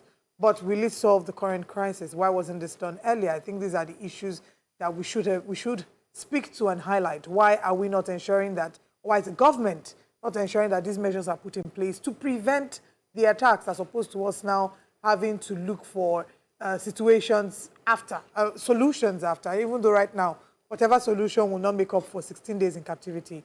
Dr. Marin Dotti, thank you for your time with us. Honorable Obum, thank you for your time with us.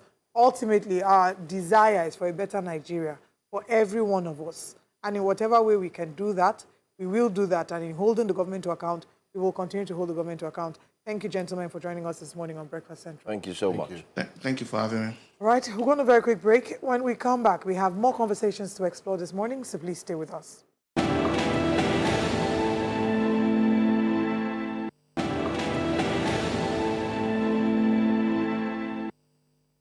Welcome back. In a bid to address Nigeria's growing housing deficit and improve access to a decent shelter, stakeholders in the real estate sector are calling for innovative financing, stronger regulations, and sustainable infrastructure development. At an event in Abuja, stakeholders say finding practical solutions to these challenges is critical to the country's development. Well, our correspondent, Blessing Ahibe, compiled this report. Nigeria's housing ecosystem are raising concerns over the widening housing deficit and the growing difficulty many Nigerians face in accessing affordable housing. They say inadequate infrastructure, rising building costs, limited financing options, and recurring cases of building collapse continue to threaten sustainable development within the sector. First is, for a building to collapse, it simply means there were some processes that were truncated, either from from the registration to the design and all. So in solving that, from the design to the development and all of that, all due processes must be observed without cutting corners in any way. I feel that the major problem is the housing ecosystem. If we treat all the handles of the ecosystem, the deficit will go down naturally. If the mortgage system works, people will buy homes, liquidity will flow in the system, we will build houses, the deficit will go down. There's no how the government could provide the houses for all Nigerians. There must truly be a collaboration between the government and the private sector. Experts say addressing these challenges requires improved construction standards, stronger regulations, and access to housing finance. First is to make financing accessible, is to encourage developers to go into building, affordable housing, and third is to also increase the source of livelihood for Nigerians. The mortgage system needs to be looked at and treated as a project by an administration that says, one of my major focus would be to sort out mortgages in Nigeria. Second, infrastructure, building communities that are annexed to major cities. The ministry is also encouraging all the approving authority, not just to approve, but to monitor after the approval and to ensure that there are sanctions in case of any violation. Stakeholders maintain that affordable housing, accessible financing, and sustained investment in infrastructure remain key to improving livelihoods and bridging Nigeria's housing gap. Very interesting. Well, let's hope that it will trickle down to every single Nigerian. Everyone deserves to live a decent life and, just be able to pay for your accommodation. Let's talk about the Village Boys. The Village Boys movement, you may not have heard of it. You've heard about the other one. But then again, the Village Boys movement, a political support group for Peter Obi, has pledged its support and commitment to grassroots mobilization for the Nigeria Democratic Congress ahead of the 2027 general elections. The group, speaking during a solidarity march in Abuja, condemned any form of division within the party and its support base. The members also reaffirmed their determination to work towards the party's success and Peter Obi's emergence in the 2027 presidential election.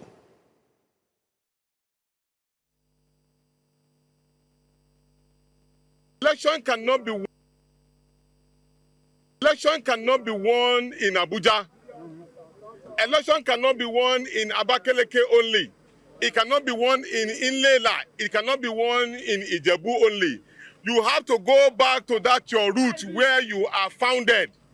Go and mobilize in that your root, because that is where they do their rigging. Yes. We must deny them from doing their rigging right from the villages, and the villages belong to all of us. But one thing that is very clear here is to show there is no division. That we have the Village Boys movement, we have the OK movement, we have the Obedient movement, we have the Kwankwasia. Everybody is working towards one goal, to ensure that Nigeria will be what? Nigeria will be what? Okay. A pro-Fubara support group, Rivers Women Unite for SIM, has reaffirmed its support for Governor Siminalayi Fubara amidst ongoing political developments in the state. At the gathering in Port Harcourt, themed Beyond the Storm, members urge women across the state to remain steadfast and committed to peace, unity and development. The group commended Governor Fubara's leadership, citing ongoing projects and programs aimed at improving the welfare of residents despite the political challenges facing the state. Members also expressed confidence in Rivers' first agenda insisting that political pressures should not distract from the administration's achievements and its commitment to delivering democratic dividends to the people. Amidst everything that is happening in the states, in the federation, women have gathered to pray for the peace of Rivers State, for the survival of Rivers State, for the good governance of Rivers State. We're here to pray because we need peace in this state. You will agree with me that a lot is happening that has to do with insecurity around Nigeria. But Rivers State has been calm and peaceful. Our Rivers Women Praying Group, RIWOS, is beyond politics. And that is why no matter what happens in the states, we are looking beyond what is happening. It's a group of women. You can say women, not just women, men. We have some men and youths. We have a lot of youths among us that have come together to support good governance, to support whatever that is good for our state and our nation.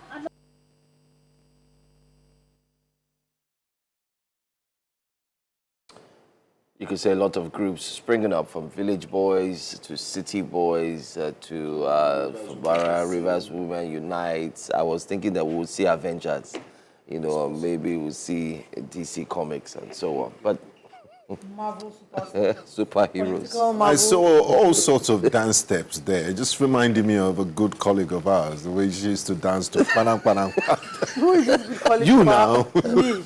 You know, anytime that our song comes thank you, on, producer, for showing producer. that dance step. Yeah, she was, I think that's Olive. Are you the one? Very similar to what Olive used to dance. Panang, panang, panang. I have no words, no comments for the person. Olive, I hope one day you'll be able to bless our viewers with your, I shall not be your dance steps. If you want to see my dance steps, No, you're go dance to my here. Instagram Not dance Olive dance Emoji. here. You know? Let's move on now to our next story. President Bola Tinubu has now approved the recruitment of 1,000 forest guards in Oyo State and directed the deployment of a specialized tactical rescue team to intensify efforts aimed at securing the release of abducted pupils and teachers from 3 schools in Oriire Local Government Area. The decision comes more than 2 weeks after armed men attacked Community Grammar School, Baptist Nursery and Primary School, and LA Primary School in the Esiele and Yawota communities, abducting dozens of students and teachers. The attack also claimed the lives of a teacher, a motorcyclist, and a security operative during rescue attempts. In response, a high-powered federal government delegation led by the President's Chief of Staff, Femi Gbajabiamila, alongside National Security Advisor Nuhu Ribadu, Inspector General of Police Olatunji Disu, and Chief of Defense Staff Christopher Musa, visited the affected communities to reassure residents that every available resource is being deployed to secure the victims' release. The government says the rescue effort will be intelligence-fed, combining both kinetic and non-kinetic strategies, while also considering community requests for a military base in the area. Now, join us this morning to help examine the significance of this issue. We're joined by security expert Dr. Bukati Bulama. Warm welcome to you, Dr. Bulama, and thanks for joining us in Breakfast Central. Thank you for having me. Now, let's start with the big question. We've seen an uptick since the beginning of this year in violence, extremist groups' activities and terrorism across the country. What do you think is responsible for this? And this is coming despite military cooperation agreement with the United States of America. I mean, the logic would be, you think when you have help from the United States, things would improve, but things seem to have taken a turn for the worse. Yeah, I think you are right. To start with, there has been an increase or uptick in violent and terrorist attacks across the country. In the Northeast, Boko Haram's crisis continues, and we have seen escalation in attacks, especially on high-ranking military officers in Borno State. There have been additional attacks in Yobe State, especially on military camps, including large military camps housing hundreds of security personnel, and also reports of increasing attacks in Adamawa.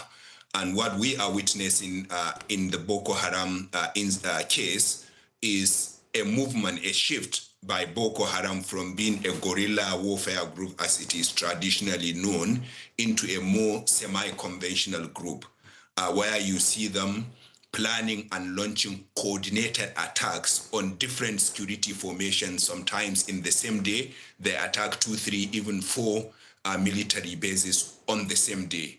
And we see them engaging our troops in hours of fighting and also using unmanned drones. We see them ambushing our troops on the ground and using different equipments that were not in use before. And therefore, my theory is that Boko Haram is gradually shifting from a guerrilla warfare group into a semi-conventional group.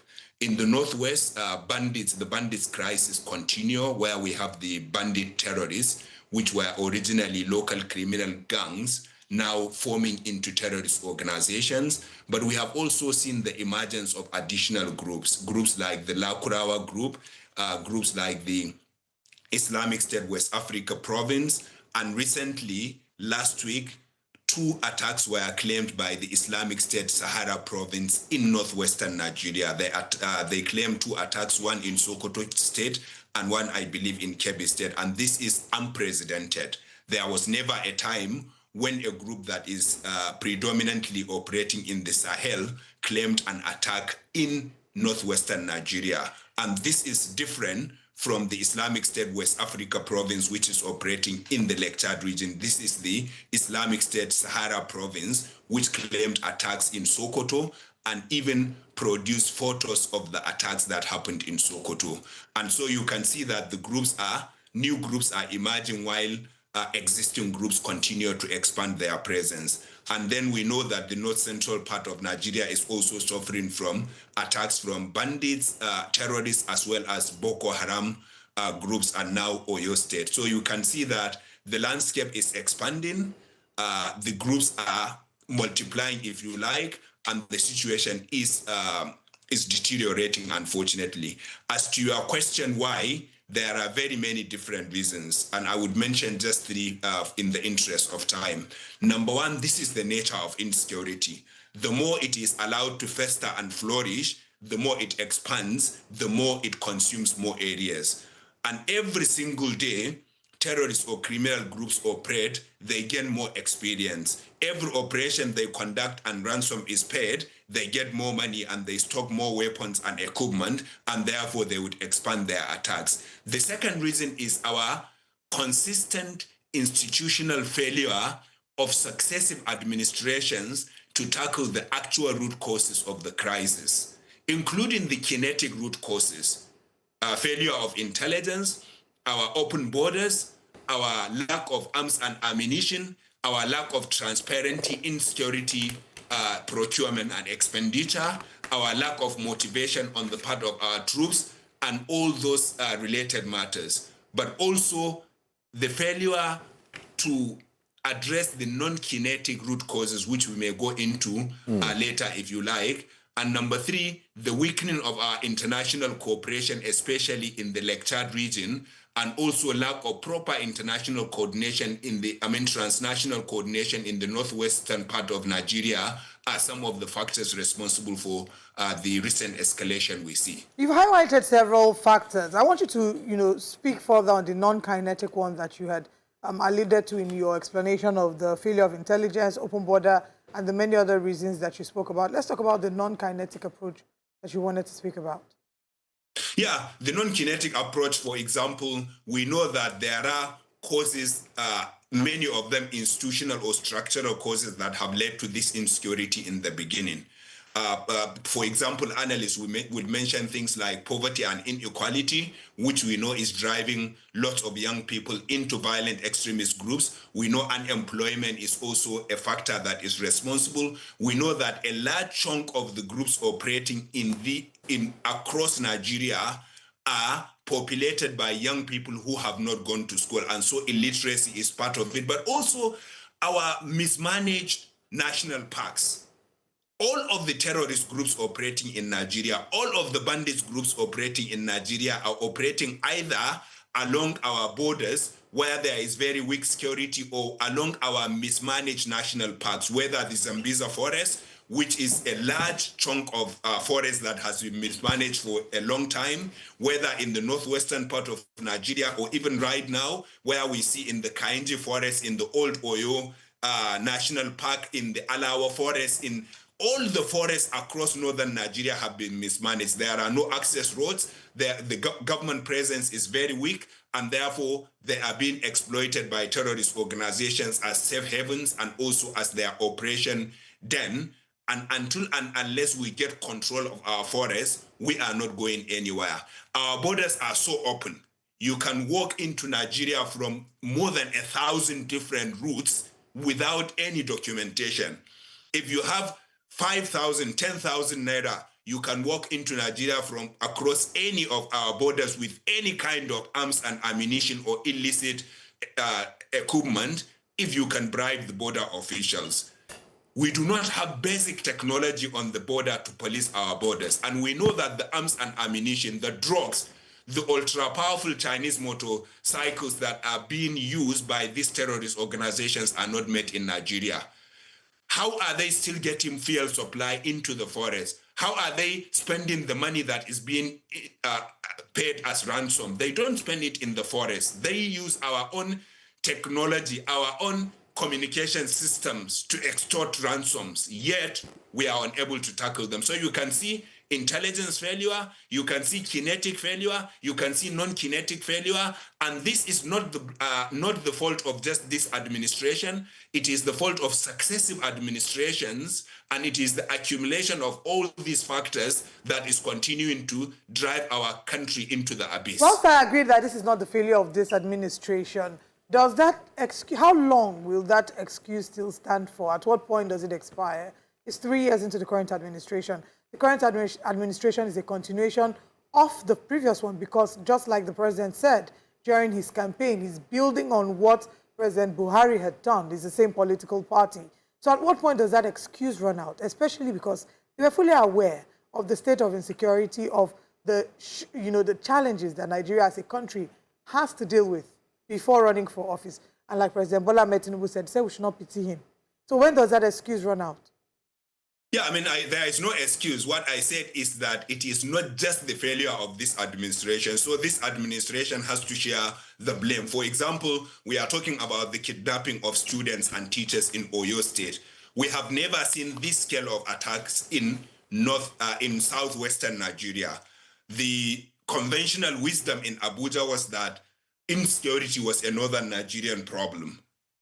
It was initially seen as a northeastern Nigerian problem. It then expanded to the northwest, it expanded to the north central, and now it is expanding to the southwestern part of the country, where no one ever believed the kind of abduction we saw in Chibok could happen, but it has happened. So nothing excuses this administration. But also, we are talking about school kidnapping today, but if you look at the statistics from the Chibok kidnapping in 2024 to today, more than 1,600 Nigerian school children have been abducted in more than 14, in fact, more than 17 different mass kidnapping incidents, including nearly 600 children under the Tinubu administration from his assumption into office on the 29th of May 2023. So nothing excuses this administration, but what worries me even more is that the intervention is just the same. The political packaging may differ, but the substance is the same. After the Chibok kidnapping, what happened? President Jonathan instituted or sent a high-powered delegation, and then emergency measures were announced and the government made promises. That was what happened after the Kuriga, after the Jengebe kidnapping, after the Dapchi kidnapping. And it is the same thing we are seeing after this kidnapping. So nothing changes. The pattern is consistent. And therefore, we will continue to see this until and unless drastic, radical measures are taken by governments. Okay. Do you think, I mean, in your opinion, amidst the conversations, looking at the numbers, the impact of what has happened, do you think this current administration has actually handled the case of insecurity well?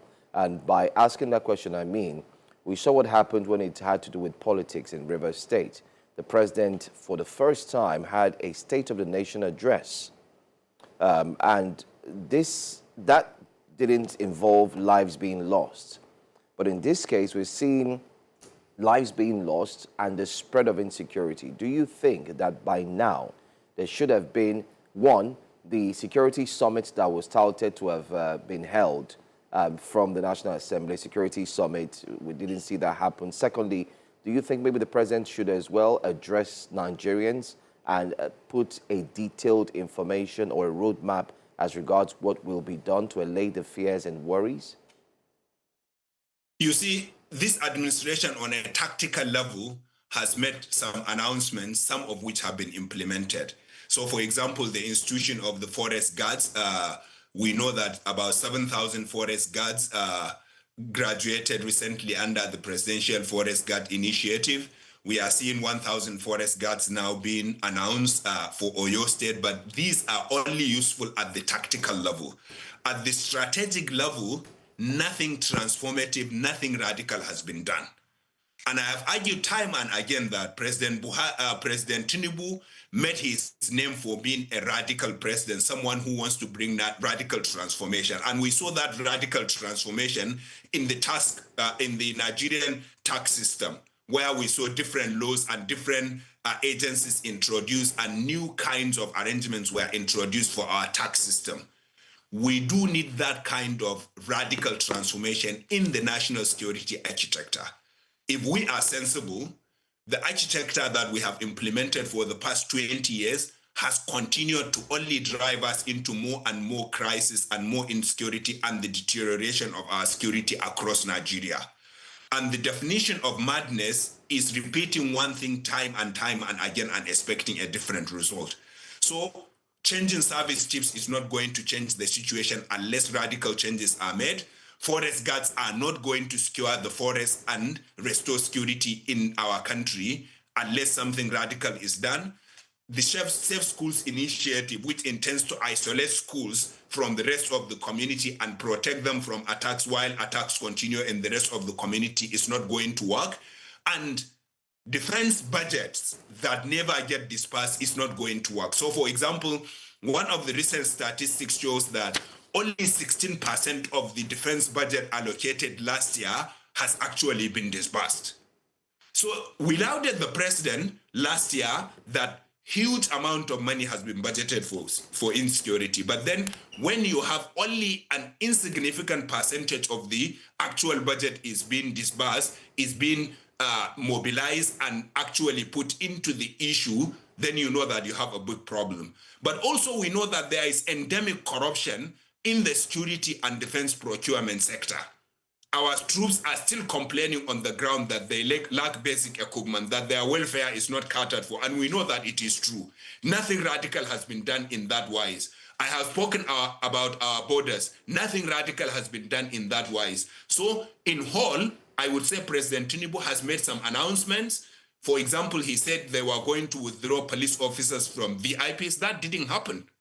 We know that VIPs in Nigeria still go about with police officers, and we know that we are suffering from shortage of manpower in the police, in the Nigeria police force. And because of that shortage of manpower, we are deploying our military to a large chunk of the country. Over 30 states in the 36 states have active military deployment right now. Why? Because the police has failed in its basic responsibility of maintaining law and order, and therefore we are deploying the military. And because the military is overstretched, insecurity is continuing to expand.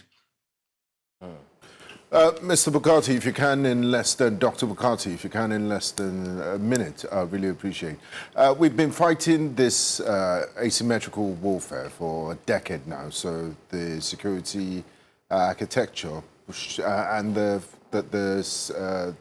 concept behind it should have changed. We're seeing kidnappings has become a booming multi-billion-dollar industry, and a lot of the platforms we still have, thank goodness for the procurements that happen under Air Marshal Saad Abubakar, are still, typically conventional, the Super Tucanos and all of that. But we've seen what has happened in Ukraine, in Iran, and how drone warfare has totally upended how conventional warfare is being fought. Are we looking towards, night vision drones and those sort of platforms that can help prevent kidnapping and also rescue kidnapping victims? Yeah, I mean, you mentioned lots of very important bits and very important things in that question. Number one, the kidnap for ransom industry is still very, very lucrative. SBM Intelligence, for example, reported that between July 2022 and June 2023, kidnappers made over 5 billion naira. No business makes this amount of money in Nigeria. Kidnappers can walk into a school, walk away with the whole student body, hold them for 2-3 weeks, and then we pay them millions, in some cases tens of millions, in some cases hundreds of millions of naira before the children get released. And no business makes that kind of money in Nigeria. As long as kidnapping continues to pay, as long as the business model continues to be viable, then we are in for trouble. It will not stop. No amount of forest guard will stop it. No amount of kinetic power can stop it if the business model continues. And therefore, the first responsibility of government is to take the money out of the kidnapping industry, is to make the business model unviable, is to make it non-profitable. And that way, we will squeeze these terrorists and criminal gangs out of the forest and make sure that our country is secure. The second point you raised in the question, which is very important, is the question of border security. The drugs that are being used, the weapons and arms and ammunition that are being used, if you took them away from the bandits, in fact, if you are able to secure Nigerian borders and make sure that no drug goes into the terrorist enclaves, 70% of the problem will be solved. But every time we talk about insecurity, we talk about the military. We don't talk about our custom and excise duties. We don't talk about our border security, and we need border security if we want this problem to go away. Number three, you talk about the question of drones. Unfortunately, today, Boko Haram makes better use of drones than our military, than the Nigerian army. Boko Haram is using drones to gather intelligence. They are using drones to attack. They are using drones for different purposes. And we need to see improved use of technology on the part of our security forces. Okay. And to be honest, even before you talk about drones, even basic technology is lacking, and we need to do better. Finally, let's remember that not all hope is lost. And I think Nigeria's recent cooperation with the United States can help, but the way it can help is... We would wait for that. We would also wait for that cooperation to yield fruits, as many Nigerians are still wondering what really is a cooperation about. But thank you so much, Dr. Bugatti, for joining us. We look forward to have you again, maybe when we get updates on what's going on in Oyo and other security information. But thank you so much. Thank you so much. For your time. Thank you. We'll go on a break. When we come back, we'll be talking about the economy, and you find out what we're talking about. Just stay with us. It's that time again on a Monday morning where we take a look at different topics and situations that definitely affect your decision-making day to day. Inflation, I'm sure you know about that. The price of gas, the price of fuel, food stuff, rice, bread, name it. Well, inflation noodles. Simply, everything. Inflation simply has affected every single thing, and also families as well. Goods and services and the likes. Now in Nigeria, many families are actually feeling the pressure as the cost of food, transport, electricity, rent, and healthcare continues to increase, even though inflation has slowed compared to previous years, according to the National Bureau of Statistics. Well, a simple way to understand this is actually through the cost of cooking a pot of jollof rice, with spices, the fried meat, and the likes. But according to SBM Jollof Index, the average cost of preparing a pot of jollof rice for a family of 5 rose to 30,435 naira in March 2026, up nearly 20% in 6 months. The increase reflects rising prices of key ingredients such as rice. You have to buy tomatoes, the original one though, pepper, onions, vegetable oil, and protein. Depends on which one. If it's fish, round about Turkey, or you name it. Then again, let's tell you some more about the effects as it's being felt differently across Nigeria. Abuja recorded the highest cost of 36 naira, 750, while Port Harcourt and Kano also experienced significant increases. As a result, many families are indeed buying food in smaller quantities now, switching from meat to cheaper alternatives such as smoked fish, ejakika, crayfish, even poma. Well, joining us or to protein. joining us to expand this conversation further is Chief Economist at SPM Professionals. We have Mr. Paul Alaji joining us virtually. Good morning. Thank you for being here. Good morning, and thank you so very much for having me. The focus is definitely on inflation, and whether we like it or not, inflation touches every single fabric of human consumption. And the focus definitely, like we started in our introduction, was on basic, we call it basic jollof rice, because it's a normal thing for every home. But can you share with us what the inflation rate definitely is looking like now in comparison to what we saw 2 years ago and the impact it has on the average Nigerian? Thank you once again. Inflation numbers is increased 2 years ago. We saw it went to nearly 24, over 30%. Now it went down to about 24%, is around 15%.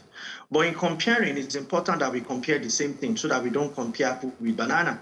Of the previous times, what we were comparing was unrebased inflation. What we have now is a much rebased inflation at over 15%. What Bureau of Statistics have done is to ensure that we don't, we balance the basket of commodity such that we can see what the reflection looks like. Now, when we say that inflation increased by 15% or inflation reduced, did it really reduce? Prices actually increased. That's the right interpretation of what the publication for Bureau of Statistics. That this time last year, prices increased by over 15%.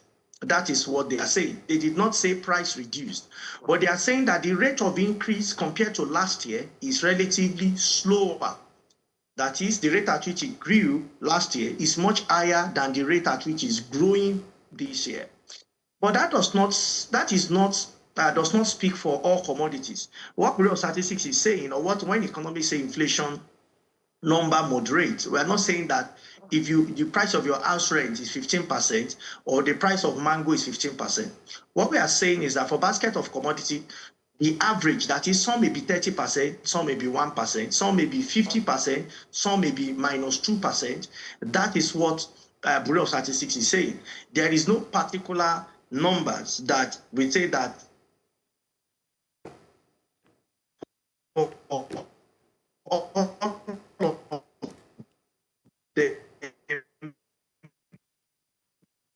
Mr. Lanje. They have to be. Unfortunately, we have a tough network connection issue there with Salanje. If you can try to reconnect again, that would be very interesting. But from us here in the studio, we'll be looking at the inflation and its impact. So far, so good. I mean, if you do a calculation, how much you're spending on fuel for a month, spend now. It's blown a hole in my pocket, and I guess we have Dr. Alaji back. We'll just let you complete your thoughts, Dr. Alaji. Go ahead, please.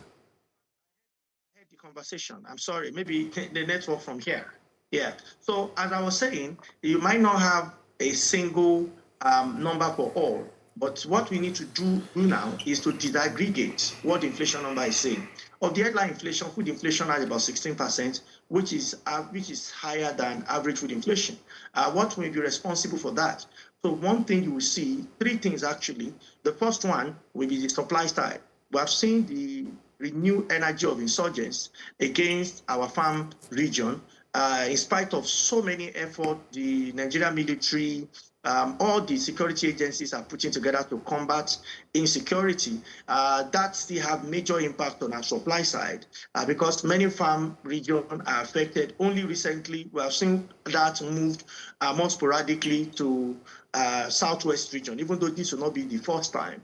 But we have seen what happened in Ogbomoso. We have seen the same happen in north central over and over again. and major food production or food belts of Nigeria which have been affected. We also have another thing affecting food inflation, which is logistics. Logistics is a major factor. Roads are not sufficient, are not good enough. The time it takes to connect one area to the other is also having major negative impact on inflation. And lastly, cost of energy. We have seen before Ukraine war, removal of subsidy has clearly made the price of energy to surge. Now, America plus Israel versus the war in Iran, all of these had largely affected energy costs. So these three factors are responsible for what is happening on our farm, why food inflation is high. For headline inflation, I can tell you we still have between import most of the things that we consume. The device I'm using to interview you now is imported. Many Nigerians watching this program now, and those that watch on YouTube, I can tell you that most of the devices that we use to stream online, maybe laptop, mobile phone, or whatever it is, largely going to be imported.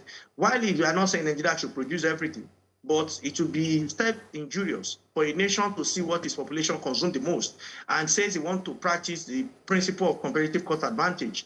The truth is that Nigeria could have left, just say, let's be producing crude and not look at refineries. By now, you would have seen price of PMS on the streets of Nigeria go to about 2,500 if subsidy is still removed and we are not able to produce anyone. You see CQ even at 2,500.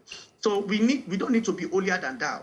Economic theory, people should distinct it from the practice and application of economics. So when you have competitive cost advantage, you look at every possible means to say Nigeria first. What is it that we are importing the most? Talk to custom, an agency of government. Can you give us your record? Let us see what Nigeria are producing the most. Which one do we have opportunity to produce, or which one do we have to go through pain? China went through pain, and the pain was clear. Provide energy, provide production zones, train people in terms of provide them with education, and let them have required skill to produce. Chinese government started inviting people to China, knowing what they want to achieve.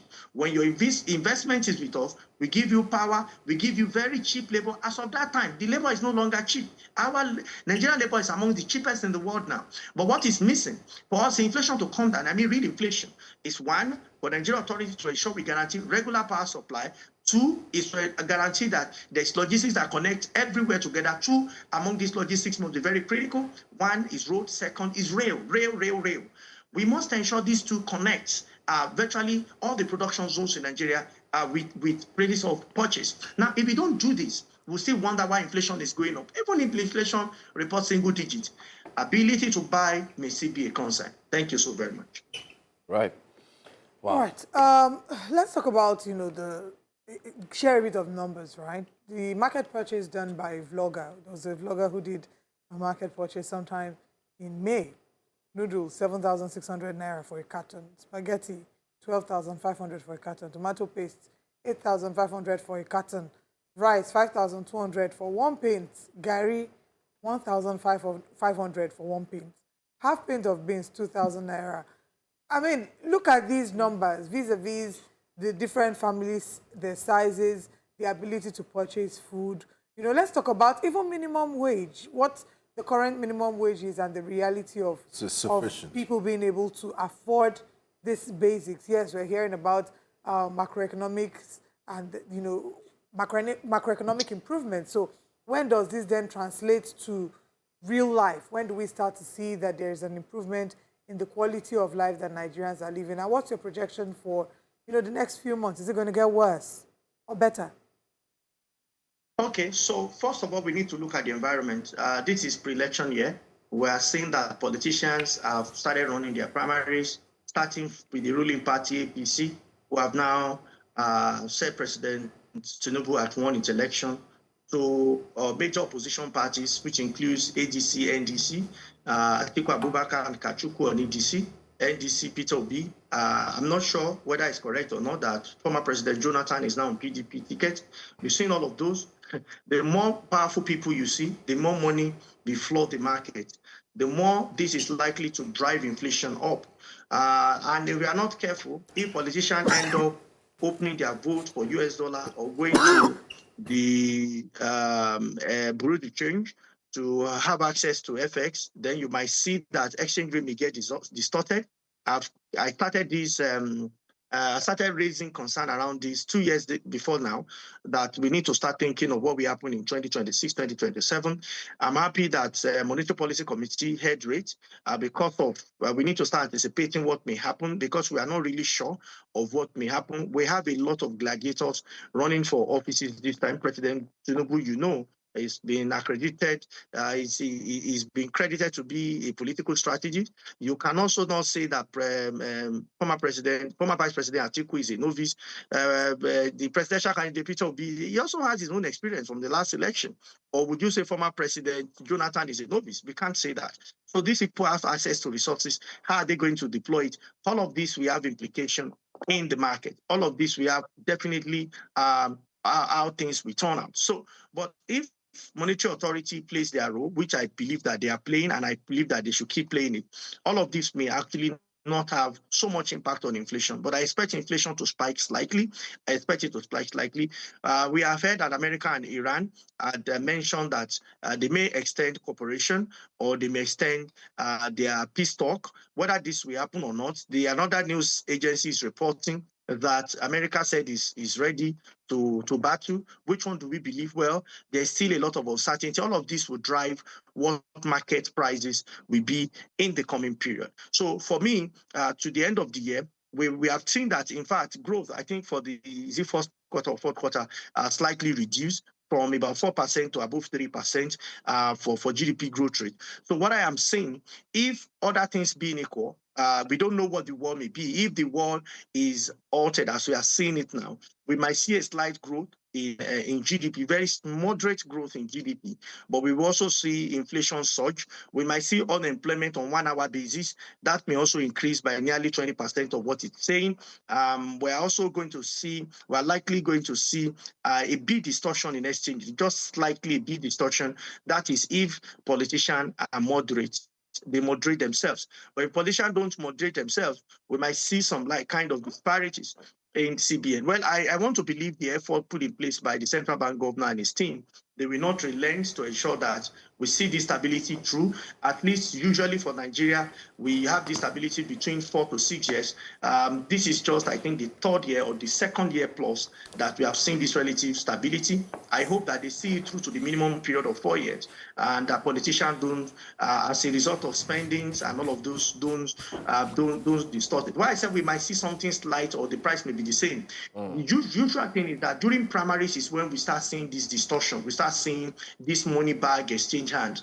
For these primaries, we have seen very minimal we've seen very minimum exchange US spend, that's dollar spend for most of the primaries. So this brought a lot of confidence, that Naira may still be the same for the coming period. So, but by and large, what I would tell us is that inflation is the tendencies for higher inflation is still very much there because we are in pre-election year. 2, there is a major global crisis that is going on. Nigeria may not be able to. I think what we need to start thinking about is how do we protect ourselves in the coming period for further inflation. That's talking about 2027 and 2028.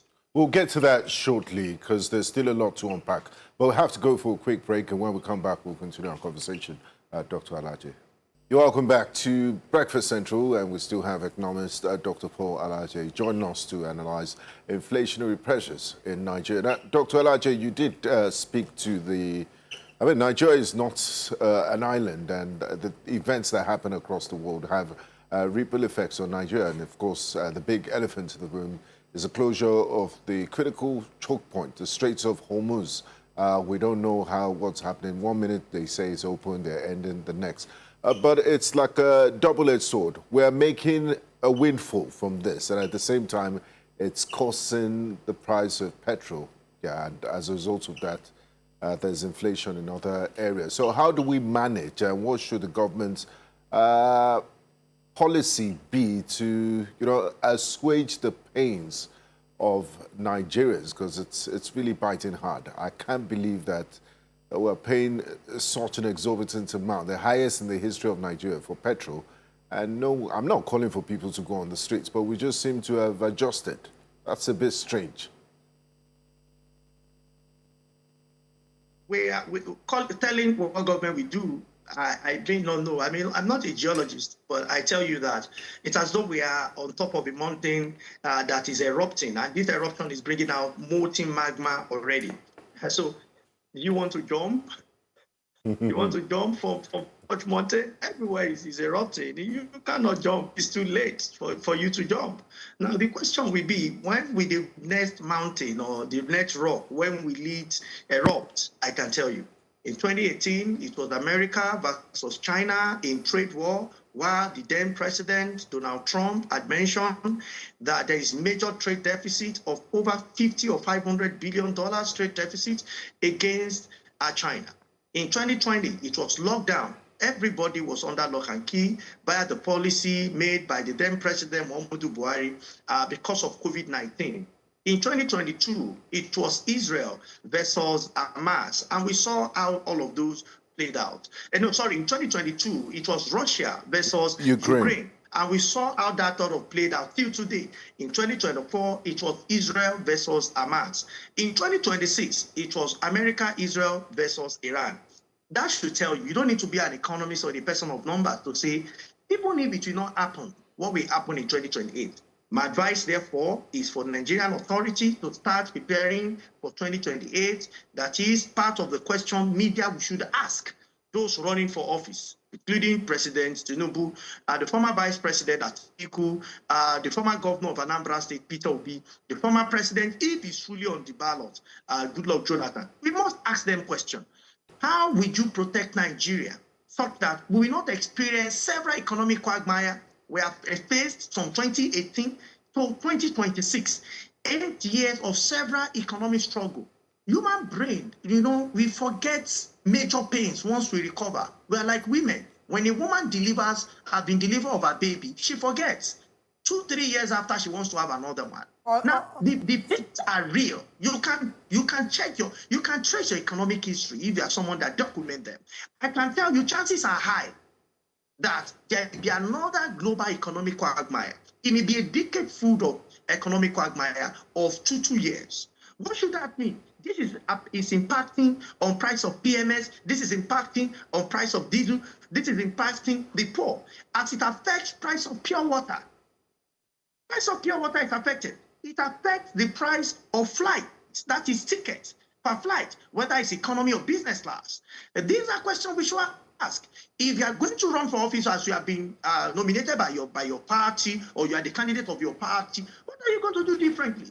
Pure water is between 20 to 15 naira per cycle. What are you going to do differently? What are you going to do to electricity? We are paying so much. We still have darkness. What are you going to do? These are questions, the fourth arm of government, the media this time. You should organize yourself. You should ask questions for those that want to lead up. And you should not stop it only at those who are leading the federal government. We must also ask subnational questions. We have seen more money goes to different states. How is it impacting? How is it helping to reduce infrastructural gap at state level? How is that helping to reduce poverty, hunger, and deprivation at regional level? How is that? So this is the time for us to ask questions. So because I tell you, if Nigeria experiences another one in 2028, it may in fact be more devastating if we don't stop gap. How do we start thinking of storage, both for energy products as well as agro output? How do we start thinking? And if you check Nigeria trends, you see it's been roller coaster of some sort, up, down, up, down, up, down, from 2018 till date. Why? Because one, there are transformational or there are institutional challenges that we have.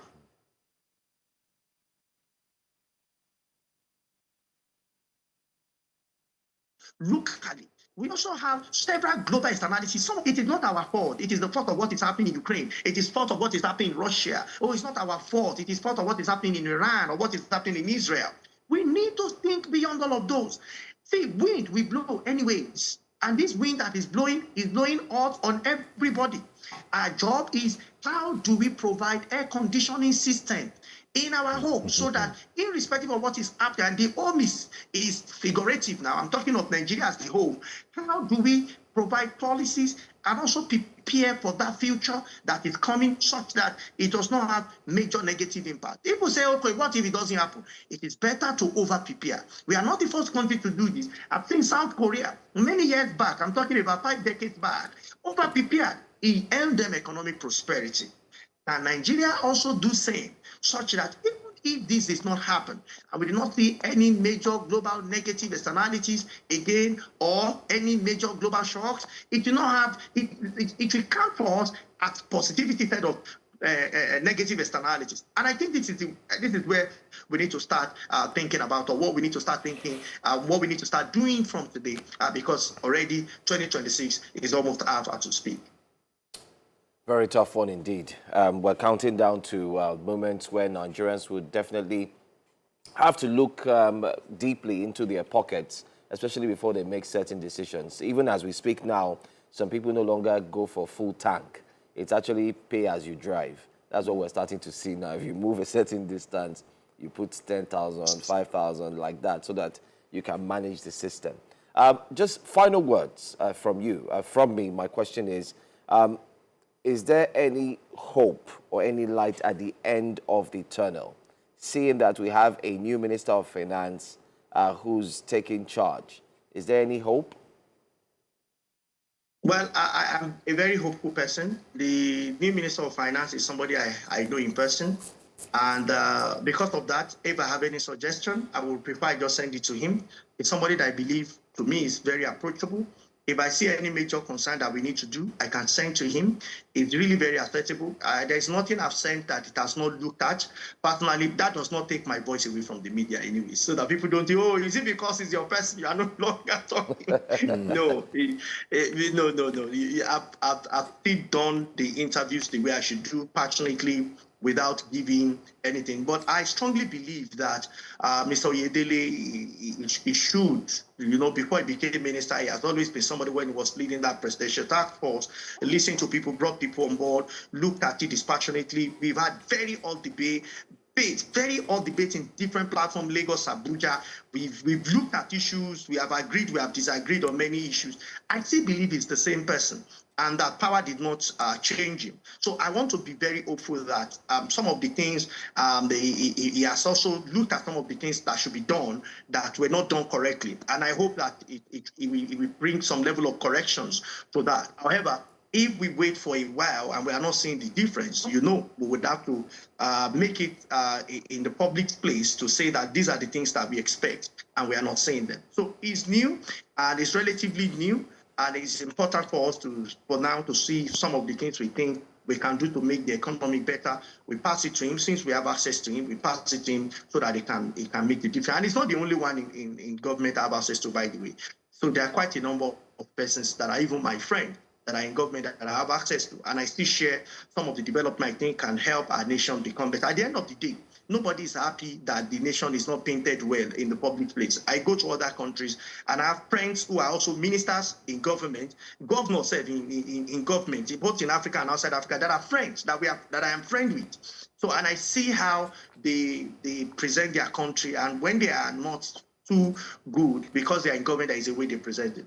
So I tell you that for hope, I am very hopeful that things will be better, not just because I know somebody who is in office or who is the minister, but beyond a federal government, even the state government. But you see, hope is not an economic currency. We need to look beyond hope and start looking at faith. Faith means that this thing that you hope for, there is evidence that it will happen.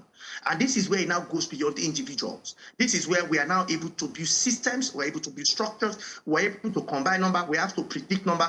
Central Bank is doing something called inflation targeting. What else can we target? Which policy we make cost target high growth rate? What can we do to help us ensure that more infrastructure is provided, we're able to reduce insecurity, and so on and so forth. So these are things I think we need to look at in the coming period. Thank you so much, Paul Elaje, for speaking with us, and thanks for sharing your thoughts on the current inflation challenges Nigerians are faced with. Thank you. Thank you. Thank you so much for having me. We'll go on a quick break. When we come back, we'll take a look at more. Stay with us. This is Breakfast Central. Hello, welcome back to Breakfast Central. It's now time for us to look at the newspaper front pages. Remember, you can call in and share your contributions with us on any of the big stories you want to talk to us. But before we do that, we have our correspondent, Ni Omoni, who's in Oyo State at the school where the kidnappings happened in Oriire Local Government Area, to give us an update on the situation there. Good morning to you, Ni Omoni, and what's the atmosphere like this morning? We heard Mr. President sent a high-power delegation yesterday consisting of the NSA, the Chief of Defense Staff, and the Chief of Staff to Mr. President. What's the latest?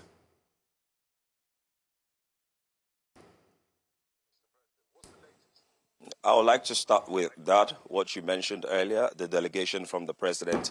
They came, if you look on the right-hand side, that's where they set up the stand and they spoke to the community members, victims, relatives of victims at the Oriire community. We are currently, remember the community that are affected are the Esele and Ahoro community. This is one of the primary school, which is community primary school, where the kids were adopted. And I would like to just paint a scenario so that we understand the picture clearly. Now, going into that classroom, I checked the blackboard. And what I saw on the blackboard, which was the last knowledge that the kids were gaining at that particular time, was the Nigerian national anthem, Nigeria We AOD. That was what they were trying to impact into the kids. They believed in Nigeria. They were trying to learn this anthem and, you know, coming from a place of not just studies, but of course patriotism. But what do we have? According to the recount of most of the people we've met here so far, they came in from the right-hand side here and they just started their operation. I have a few of them that I'll quickly speak with, but I'll just like to establish a few conditions we met here when we started. Security operatives, army, especially a checkpoint, if you can see far off over there. They didn't give us access to the remaining two schools. We only granted access. That was even after we called the commanding officer. We only granted access to the school. They noted that that other school has become a community security base currently, and so we are not given access to the place. Now, coming back to the school, we've been able to speak with victims, relatives of victims. We've been able to speak with some community members, and I have some of them seated here. I would like them to recount their own experiences. One of them has a son, I believe, that was kidnapped. One is believed to have heard the story while she was on our farm, and a few of them also have their own experiences to share. I would like to start with Daddy here. Daddy, I will interpret in English because most of them are, this is a Yoruba-speaking community. Daddy, kí lorúkọ yín, sir? Okay. Kí ló ṣẹlẹ̀ lọ́jọ́ yẹn àti pé ṣé ọmọ yín àbí ẹbí yín kankan wà lára àwọn tí wọ́n ṣẹlẹ̀ àbí kí ló ṣẹlẹ̀ gangan lọ́jọ́ yẹn? Tó ṣẹlẹ̀ ní pé tọ̀ à ń ṣètò ààbò lọ́wọ́ nílùú wa tí à ń jíjàdíjú tí à ń ṣe pé kí náà la gbọ́ tí àwọn àgbọ̀rò mọ kàkà kọ́kọ́ sá fàtàlà fẹ́mi wa náà nígbà tí àwa rí pé tọ̀ àwa náà yè bọ́ àtúnbọ̀ tàwa sùpé láti wọ́n ọmọ wa káàkiri àti wọ́n sùkú wọn wá tọ̀ kálukú ń tàyè láti wá ọmọ rẹ̀ àwa ọmọ wa àríwí àwọn ìtaàrí náà là ń bẹ̀jọba kí wọ́n bá ní ṣe ìtúsílẹ̀ wọn kápá wọ̀ káwọn náà wọ́n lè bá ní ṣe àrọ̀ wọn ni ọlọ́run ọba aláàánú gbà fún wọn. Bí ọmọ mélòó ọmọ yín mélòó ni ẹ̀ ń wá báyìí àbí èwo lẹ ti rí? Mo ti rí àwọn ọ̀kan náà mò ń wá báyìí ìkan náà mò ń wá báyìí kọ́nà ọba aláàánú bá mi tú sílẹ̀ láyọ̀ lákàtà àwọn jínigbé. Ṣọkùnrin àbóbìnrin àti pé bí ọmọ ọdún mélòó là ń sọ yìí? Wọ́n lo ọdún mẹ́ẹ̀ẹ́dógún mẹ́rìndínlógún dé ní mo rí. You've heard it. Merindilogun means 16. It has a 16-year-old child that was missing during the kidnap. I would like Mommy here to recount a few of this experience. Mommy, ibo lẹ wà ní ọjọ́ yẹn àti pé kí lẹ gbọ́ kí ló ṣẹlẹ̀? Láàárọ̀ ọjọ́ yẹn. Pẹ̀lú orúkọ yín mà. Orúkọ mi Mrs. Kande Akínọlá. Láàárọ̀ ọjọ́ yẹn tó rá lárúbọ̀ lèmi, mo máa rajà káàkiri èso. Mo ti lọ sóko láàárọ̀ ọjọ́.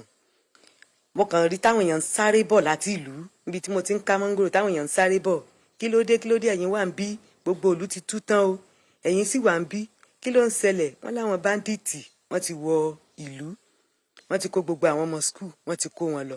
Èmi náà kọ́ fẹ́ máa sá lọ ṣé ti rìsáàfù mọ́ wá tó ń wò pé ebi inú rìsáàfù náà wọ́n náà ti jáde bá a ṣe ń sábọ̀ wá lù tá a máa dé lù lóòótọ́ a rí bẹ́ẹ̀ náà ló ṣẹlẹ̀ a rí pé wọ́n ti pa tíṣà kan ọ̀kan nínú àwọn tíṣà tó ń kọ́ àwọn ọmọ wa wọ́n ti pa tíṣà yẹn gbogbo olùsá ti túká nǹkan tá a nídìí ni pé a bẹ̀ gbogbo àwọn ìjọba àti gbogbo àwọn èèyàn kan jọ kan dákun kan ṣèrànlọ́wọ́ fún wa àwọn ọmọ tó wà ní àhámọ́ kan ṣèrànlọ́wọ́ bí wọ́n ó ṣe jáde a bẹ̀ gbogbo àwọn gọ́fúnà wa gbogbo asábẹ̀ gbogbo wọn pátá kan jọ kan ṣèrànlọ́wọ́ fún wa. ẹ jẹ́ kí n tètè bẹ̀rẹ̀ nǹkan lọ́jọ́ tí wọ́n wá yẹn ṣé àwọn èèyàn dá wọn mọ̀ gẹ́gẹ́ bí àwọn jàǹdùkú ni àbí ṣáwọn èèyàn kàn rí wọn gẹ́gẹ́ bí èèyàn tó wà lára aráàlú ni.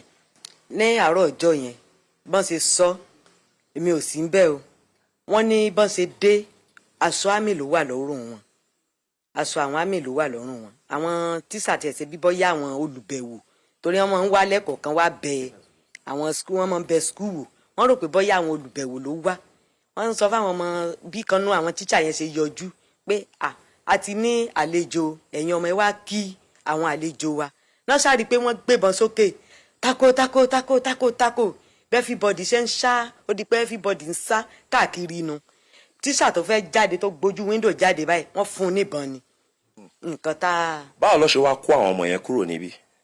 bọ́n ṣe kó àwọn ọmọ yẹn wọ́n lé wọn mú káàkiri náà mú wọn náà ń fà wọ́n màsíìnì náà kó wá wọn gbé mọ́ kì í ṣe pé mọ́tò náà gbé wá màsíìnì náà kó wá àti màsíìnì àwọn tó páàkì màsíìnì everybody ṣe mọ̀ nínú ìlú ẹlòmíì ò páàkì màsíìnì kalẹ̀ wọ́n gbé màsíìnì àwọn èèyàn wọ́n fi ń lòdù àwọn ọmọ skul mọ́tò píńsípà wọ́n lòdù àwọn ọmọ skul sínú ẹ̀ bámú wọ́n tún ẹ̀yìn búùtù wọ́n tún sí wọ́n tún kó àwọn ọmọ síbẹ̀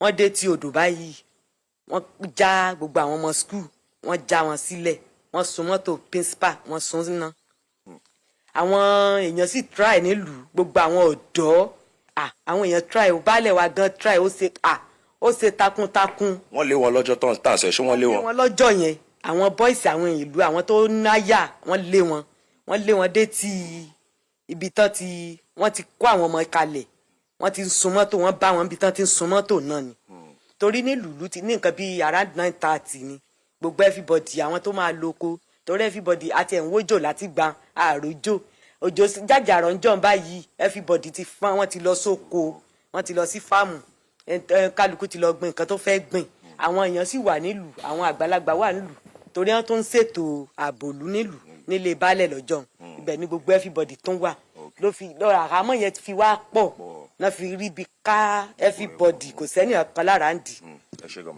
Just a few interpretations.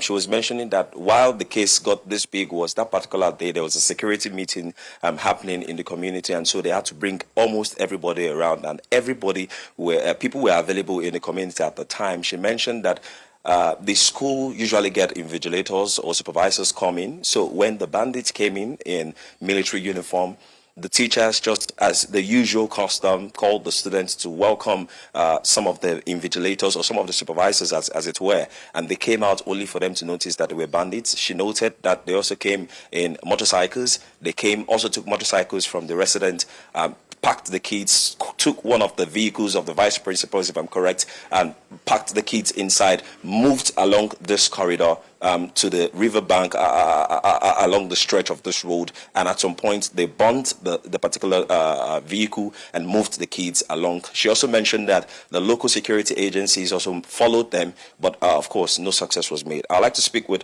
Daddy. He's an elder in the community. Daddy, sir. Olúfẹ́mi Àfọlábí JP. Látìgbà tí ọ̀rọ̀ yìí ti ṣẹlẹ̀, báwo ni ìlú ṣe rí? Ṣáwọn ọmọ sì lè lọ sílé ìwé? Báwo ni ìlú ṣe rí? Sà, kò sí ọmọ kan tó lè lọ sílé ìwé. Ní ìdí trial. Torí pé Sabi speak Yoruba. May I know number 16 for. Wọn ò gba àárín ìlú bí ẹ ti ń bọ̀ náà ni. Wọ́n yà sí skul. Mò ń bẹ nílé ilé tèmi lọ wà lọ́hùn yẹn. Ìbọn ní ró yìí ṣé kìí ṣe pọn kínní. Ẹ̀rù jẹjẹ dé. Àwọn tó ń bọ̀ láti gbòòrò wá wo pé kí ló ń ṣẹlẹ̀ ní skul. Ara wọn wà nínú igbó yìí. Àwọn tí ń yìnbọn pàpàpàpàpàpàpàpàpà. ní nǹkan bí aago mẹ́sàn-án kọjá díẹ̀ láàárọ̀ ní nǹkan yẹn ṣẹlẹ̀. Kò sí nǹkan tí a lè sọ bí kò ṣe pé ààrẹ wa, gómìnà wa, gbogbo àwọn kọmíṣánná kí wọ́n gbà wá ni. Bí ìlú yìí ò ṣe ní tú, pàápàá jùlọ kíjọba ó ṣèrànwọ́ fún agbègbè wa yìí tọ́ra akángun sí igbó ọba. Yálà àwọn ẹ̀ṣọ́ wọ́n wàá kọ́lé wọn síbí ni o. Ó bẹ̀rẹ̀ láti Òkòólé, Yáwọ́ta, Aláwùsá, Ẹ̀sìn Ẹlẹ́mbí, Aláròpọ̀, bẹ́ẹ̀ sáwọn àdúté àjọkángun sí torí tá a bá rìn bíi ntótó kìlómítà kan àti Kógbó níbí tí Kógbó ọba. Kíjọba gbà wá ni kò sí nǹkan tá a lè sọ torí pé ńgbà tó ṣẹlẹ̀ àwọn ti bí wọ́n rọ sí ti grammar school táìmù kan náà àwọn ti grammar school ń ṣe pàpàpà tiwọn àwọn ti bí náà ń ṣe náà tìyàwó tá ń ṣe tiẹ̀. Dájú, mo ní ìbéèrè kan tí mo fẹ́ béèrè. Nígbà tí àwọn èèyàn yìí dé, àwọn ta ni wọ́n jọ? Ṣé a ní èdè wo ni wọ́n ń sọ? Ṣé ẹnì kankan gbọ́ èdè tí wọ́n ń sọ àbí àwọn wo lọ́jọ́? Kò sí ẹni tí ó gbédè wọn torí pé ìhámọ́ra ogun bí àwọn àmì náà ni wọ́n pè wọn ò ṣe kínní ojú èmi ọ̀gán ní wọn torí wọn wọ̀lú. We've heard it from Daddy. He mentioned that they didn't really see the people. They can't identify the tribe they are. They don't even know the language they were speaking. And that's because when everything happened, it was quite chaotic. However, I have a young boy here. I hope I can speak with him and communicate. Kí lorúkọ ẹ? Kamoru. Ṣé ìlú yìí náà ló ń gbé? Yes. Ìlú yìí ló ń gbé? Ṣé school yìí ló ń lọ? School yìí ló ń lọ? Ó ń ṣe school yìí? Okay. Ṣé o ṣì ń lọ sí school báyìí? Lọ. Kí ló dé tó ṣe lọ? Nítorí àwọn ajínigbé. Nítorí àwọn ajínigbé? Kí ló wá ń ṣe báyìí sin ṣó máa kàn wà nílé ò ṣe anything? Àwọn òbí ẹ̀ ń kọ́ ibo làwọn òbí ẹ̀ wà? Wọ́n wà lù wá. Àwọn dádì mi nìkan ló wà níbí. Dádì ẹ̀ nìkan ló wà níbí? So bó ṣe wà yìí sin ò lọ léwe? Ṣé gan? Well, I didn't even have him here before. He just walked into this place. And this is the scenery we're seeing here. Children not going to school. A lot of things are happening. The people are worried. They want the government to do something. It's been over 16, if not 17 or even 18 days since this kidnap. And a lot of people are saying it took the government almost 2 weeks before they could visit. We also got a few resistance from some of the community elders when we came here. They were tired of talking because, yes, you really can't blame them. They said hope. They've been hoping for so long and nothing has been done. So they didn't even want to speak with us. We tried speaking with the chief head. He didn't welcome us because he said he has been talking. In fact, it took us a lot to convince one of the victims to even stay here. They said they've been doing the talking, but nothing is happening. Their children are still in the bush. And they noted that there's a game reserve just behind here that they've been clamoring and telling the government to actually do something about and put in local securities there for over a while now, and nothing has been done for it. But for now, their concerns are they want their children saved. That is their major concern, and they hope this is done fast. For that detailed coverage and speaking with members of the community and hearing from them as well. It kind of like hurts to see that these ones are there helpless. And we do hope that the meeting that was had yesterday with the delegates sent by the president would yield positive fruits as well. But thank you so much. We look forward to circle back with you, especially in our subsequent programming. And please extend our sympathies to them. Absolutely. Tell them that the media hasn't forgotten them. I don't know how to feel about Very tough one. About this. It's really sad. A sad way to begin our show, but we can't ignore that. We can't gloss over it. It's the reality of Nigerians, and we need. And honestly, no excuses. Yeah, there's on the no part excuse, of the government. none whatsoever. You know, those who say and deflecting, it's the governors, it's this one, it's that one. We don't care. Keep the children safe. Just bring them back. And bring them back. And I think I want to use the words one of our guests used when he joined us. I'm talking about Dr. Marion Doty. If you know that during election political season, insecurity heightens. It is no excuse for you not to prepare for it, because you Exactly. know, right? There's a trend. You know, you are aware. So what that means is you would prepare ahead of time. Okay? That's exactly what we look at. However, we also heard that there would be a protest that will be held in Ibadan this morning as well. It was called Take It Back protest. It's supposed to start Take It Back exactly movement. Take It Back movement. The protest is supposed to start at exactly that. That's the visuals, the live visuals there.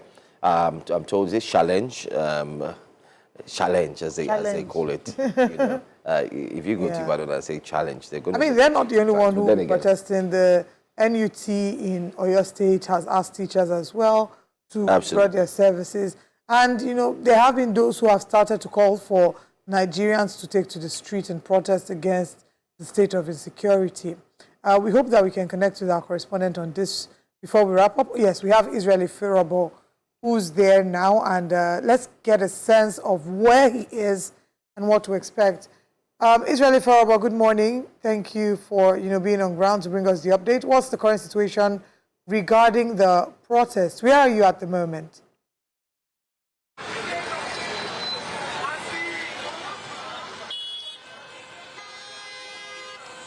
All right, it does not seem like we'll be able to connect with Israel in this very moment. Hopefully he'll be able to join the Jasiri ladies. But I guess we'll just leave them with sights and sounds. Yes, you can see that people are already coming out in their numbers, and there is... Unfortunately, okay. All right, okay, seems we have Israel. Hello, Israel, please talk to us. Where are you and what's happening there?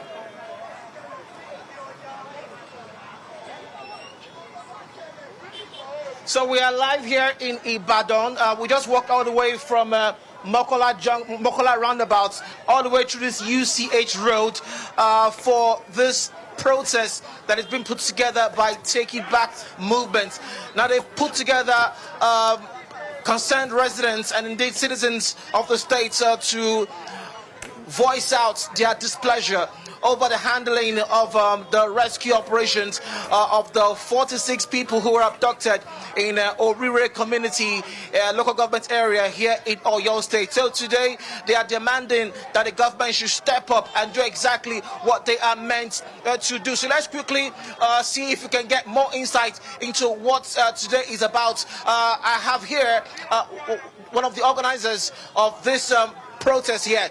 So I didn't get your name earlier on. It was too noisy. So let's meet you and talk to us. What is this about really? We know the kids are in the forest right now. Talk to us. Thank you very much. My name is Kayode Babayomi, a member of Take It Back Movement Nigeria.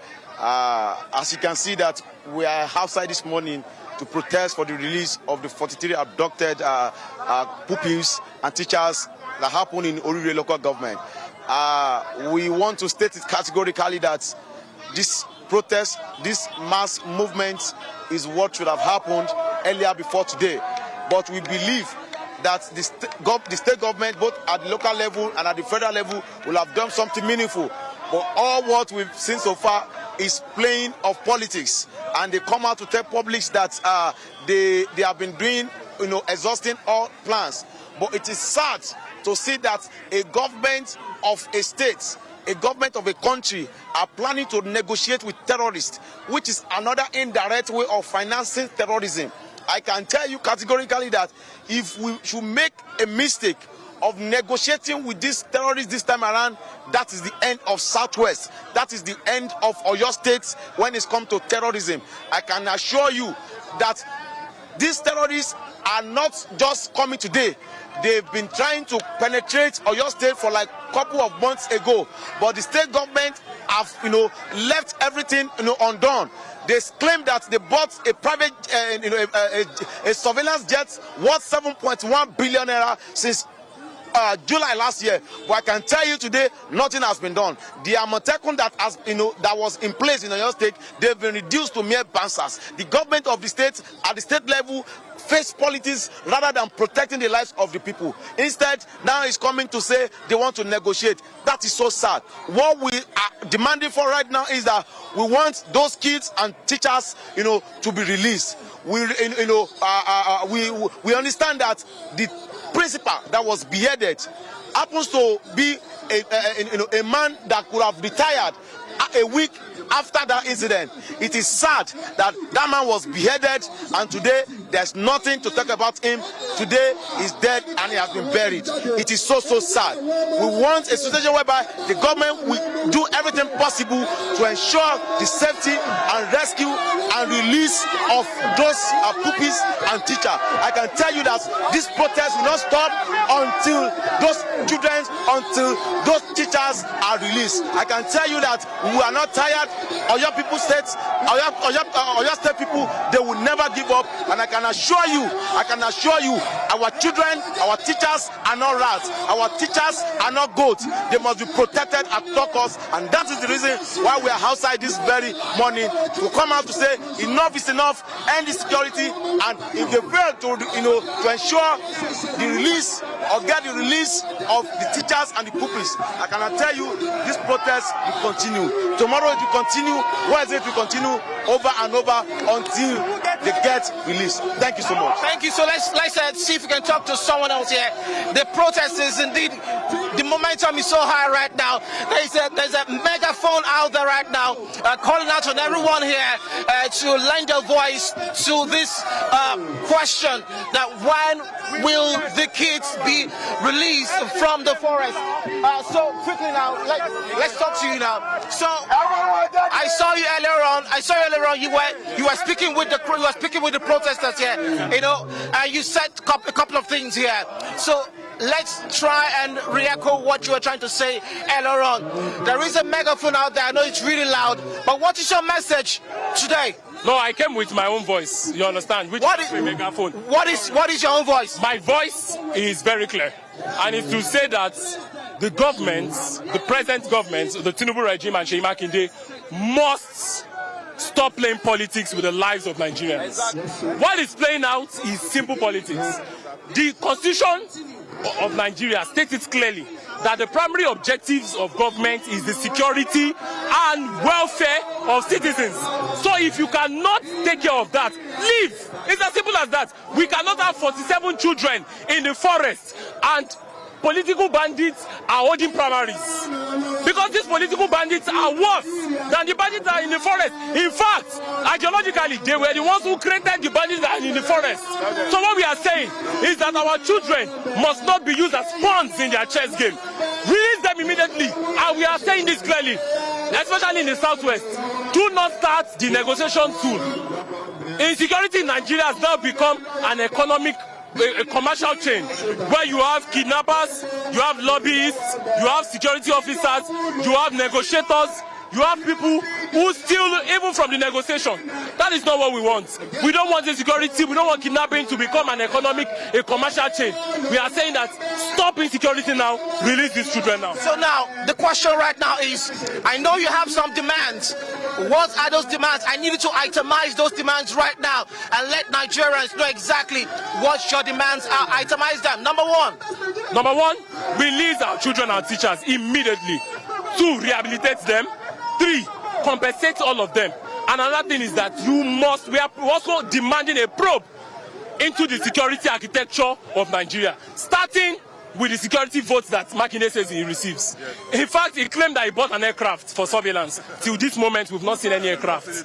To even go and check where those children are, we've not seen any aircraft. So we are demanding a probe into that. Someone who wants to become the president must start, the accountability must start from this moment. And so what we are saying is very clear. All these demands are clear. Release these children now. Stop playing politics. Look at what they did yesterday. Look at what they did. Not until when we announced this protest, that was when they now realized that they have one strong delegation that they can send to Ogbomoso. After 2 weeks, you're sending strong delegation, and those ones also went as if they are doing Olubadan coronation or someone of Ogbomoso's coronation, putting on Agbada Femi, what's his name now? Nuri Badu and Co. That's not what we are saying. But Jabi Amina also went to the children to commiserate with the teacher. And he was just speaking grammar. That's not what we are saying now. Release these children immediately. Thank you very much. Okay, Olive, Joe, Benga, it's heated up here right now. You can feel the tension in the crowd here. The people are asking lots of questions here, questions I do not have answers to. But we'll try to follow up with the procession as they walk all through from Mokola Junction here in Ibadan, Oyo State, all the way to other parts of the state as well. We'll try also to get to the Nigerian Union of Teachers, NUT, as you understand that they have also embarked on an indefinite strike, also demanding the release of these students and teachers in the forest. It's back to you now in the studios, guys. Thank you very much, Israeli Ferrable, for bringing us update regarding what's happening in Oyo State. There have been those who call against or who have spoken against the protest. It will seem that those calls have fallen on deaf ears. We will hope to continue to bring updates regarding the protest, and that there is pressure on the government to bring back these people. We want them back. Thank you, Israel, and do stay safe. Thank you so much. We have come to the end of Breakfast Central. It's been a very sad day for us. We hope that by the time we return tomorrow, we'll have some positive news regarding the release of these people and their reuniting with their families. We also will be bringing you, when we exit the studio, the media chat by the Minister of the FCT News on Wicked. I'll be coming up next. Well, thank you to our virtual audience and everyone who's joined us, our guests, physical and virtual. We'll see you again tomorrow. Do stay safe. Bye.